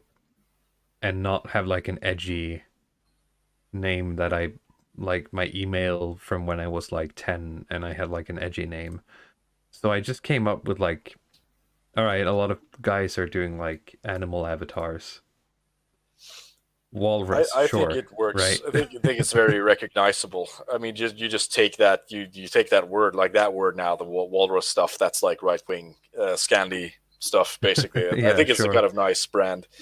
It worked out, but it's weird that, you know, people are associating actual walruses with the brand. See what I'm saying? It's I mean, a weird effect. a bit of an aside when you, Nordan, you talked about OnlyFans. I mentioned it to you previously, Walrus, but there's this YouTube account. What is it called? Kendra Offgrid or something. That just started off as just being this kind of. Oh yeah, it's like the ultimate sort of subversion, where it's like, okay, these just like this young white couple that's just out, you know, doing off-grid stuff, and like, here's our homesteading, and here we're growing tomatoes, and this is our dog. And then he went over to just doing, okay, there's my, you know, the woman off grid, and just more of these kind of like ASMR. Yeah, he disappeared from the videos because he could put her like half naked in the thumbnails and get like 10 times the views. Okay, now we're doing like ice diving or something. We're doing ice bathing with my half naked wife, and then 800,000 views, and now they've released an OnlyFans. Like, I mean, it was sort of feeling. How subversive is this stuff? Like, you start off just watching a channel that is like this healthy couple doing homesteading, and then it turns into a kind of like the sort of soft core, you know, calendar girl homesteading theme stuff. What's weird is that you sent me like a video of it, right? That was the introduction. You sent me one video, and in the thumbnail she's like basically topless with her back towards the camera, so you can't actually see any of the good stuff. But in the actual video, which is like 2 minutes long, she's never like naked or doing anything suggestive. She's just walking around in the forest, right? Because it's about camping. She's literally just camping. It's a woman camping. I can go outside for like 20 minutes and be in, well, not even that, and be camping and hiking. I don't need to get sucked into this like show-danified bullshit. But I mean, that's where we're at, and you know, God knows I'm gonna click on it if I'm in the right mood, right? I mean, usually I don't, but you catch someone in the right mood, you click on it, and you get pulled in, and you're like, why am I watching this shit? And so you just log off, right? I mean, it does catch your eye. You're sort of programmed like that as a man, right? It's just stuff, and lizard brain goes booba, right? And, but you try to, I mean, if you are kind of right wing, you try to avoid a lot of this porn stuff. And I can imagine a lot of Yeah, a When, lot of when guys that who just subscribe to that account because they like off-grid stuff, and then it starts turning into this sort of softcore porn. And you just, okay, I'm just gonna watch to see where this goes, and then one day in the community tab, like ding, oh, here's a link to my OnlyFans, guys, and fuck, this porn stuff is just so like ubiquitous. It's so kind of sneaky. it's like Um, it becomes like scam stuff. It's not about like getting you, it's about casting a wide enough net that you're gonna hit someone at the right moment where they're gonna subscribe to your OnlyFans because they're, what's the joke, like 20 tabs deep in a session. um and this is just the kind of content, but the trick is to like avoid it. Karl has his way of never using recommended features.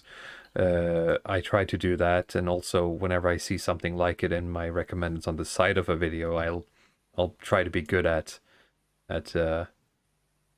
marking it as either block this channel or I'm not interested in it, or something like that, to tell YouTube or Twitter or whatever it is that I don't want this stuff. I think that's a Ultimately, good just try to strategy. not use these kinds of platforms as much as possible. Go outside. I think removing recommended is a good sort of time saver, right? It really Yeah. changes the YouTube experience if you take that off. And I think it's a good Yeah. kind of hack for work. You can get these sort of browser extensions to, they just disable all of the recommended videos. So you only find the stuff that you're explicitly looking for. And suddenly YouTube is like really boring.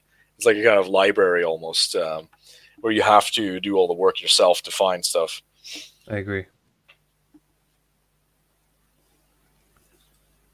Okay. On that note, I think we're going to end it for today. We're over 3 hours, and we had some fun. We had some memes. We had some anime, and most importantly, we looked at the Open Society Foundation and a bit more of the thoughts that go in behind it. Luddic, do you have any good memes coming up that you want to share?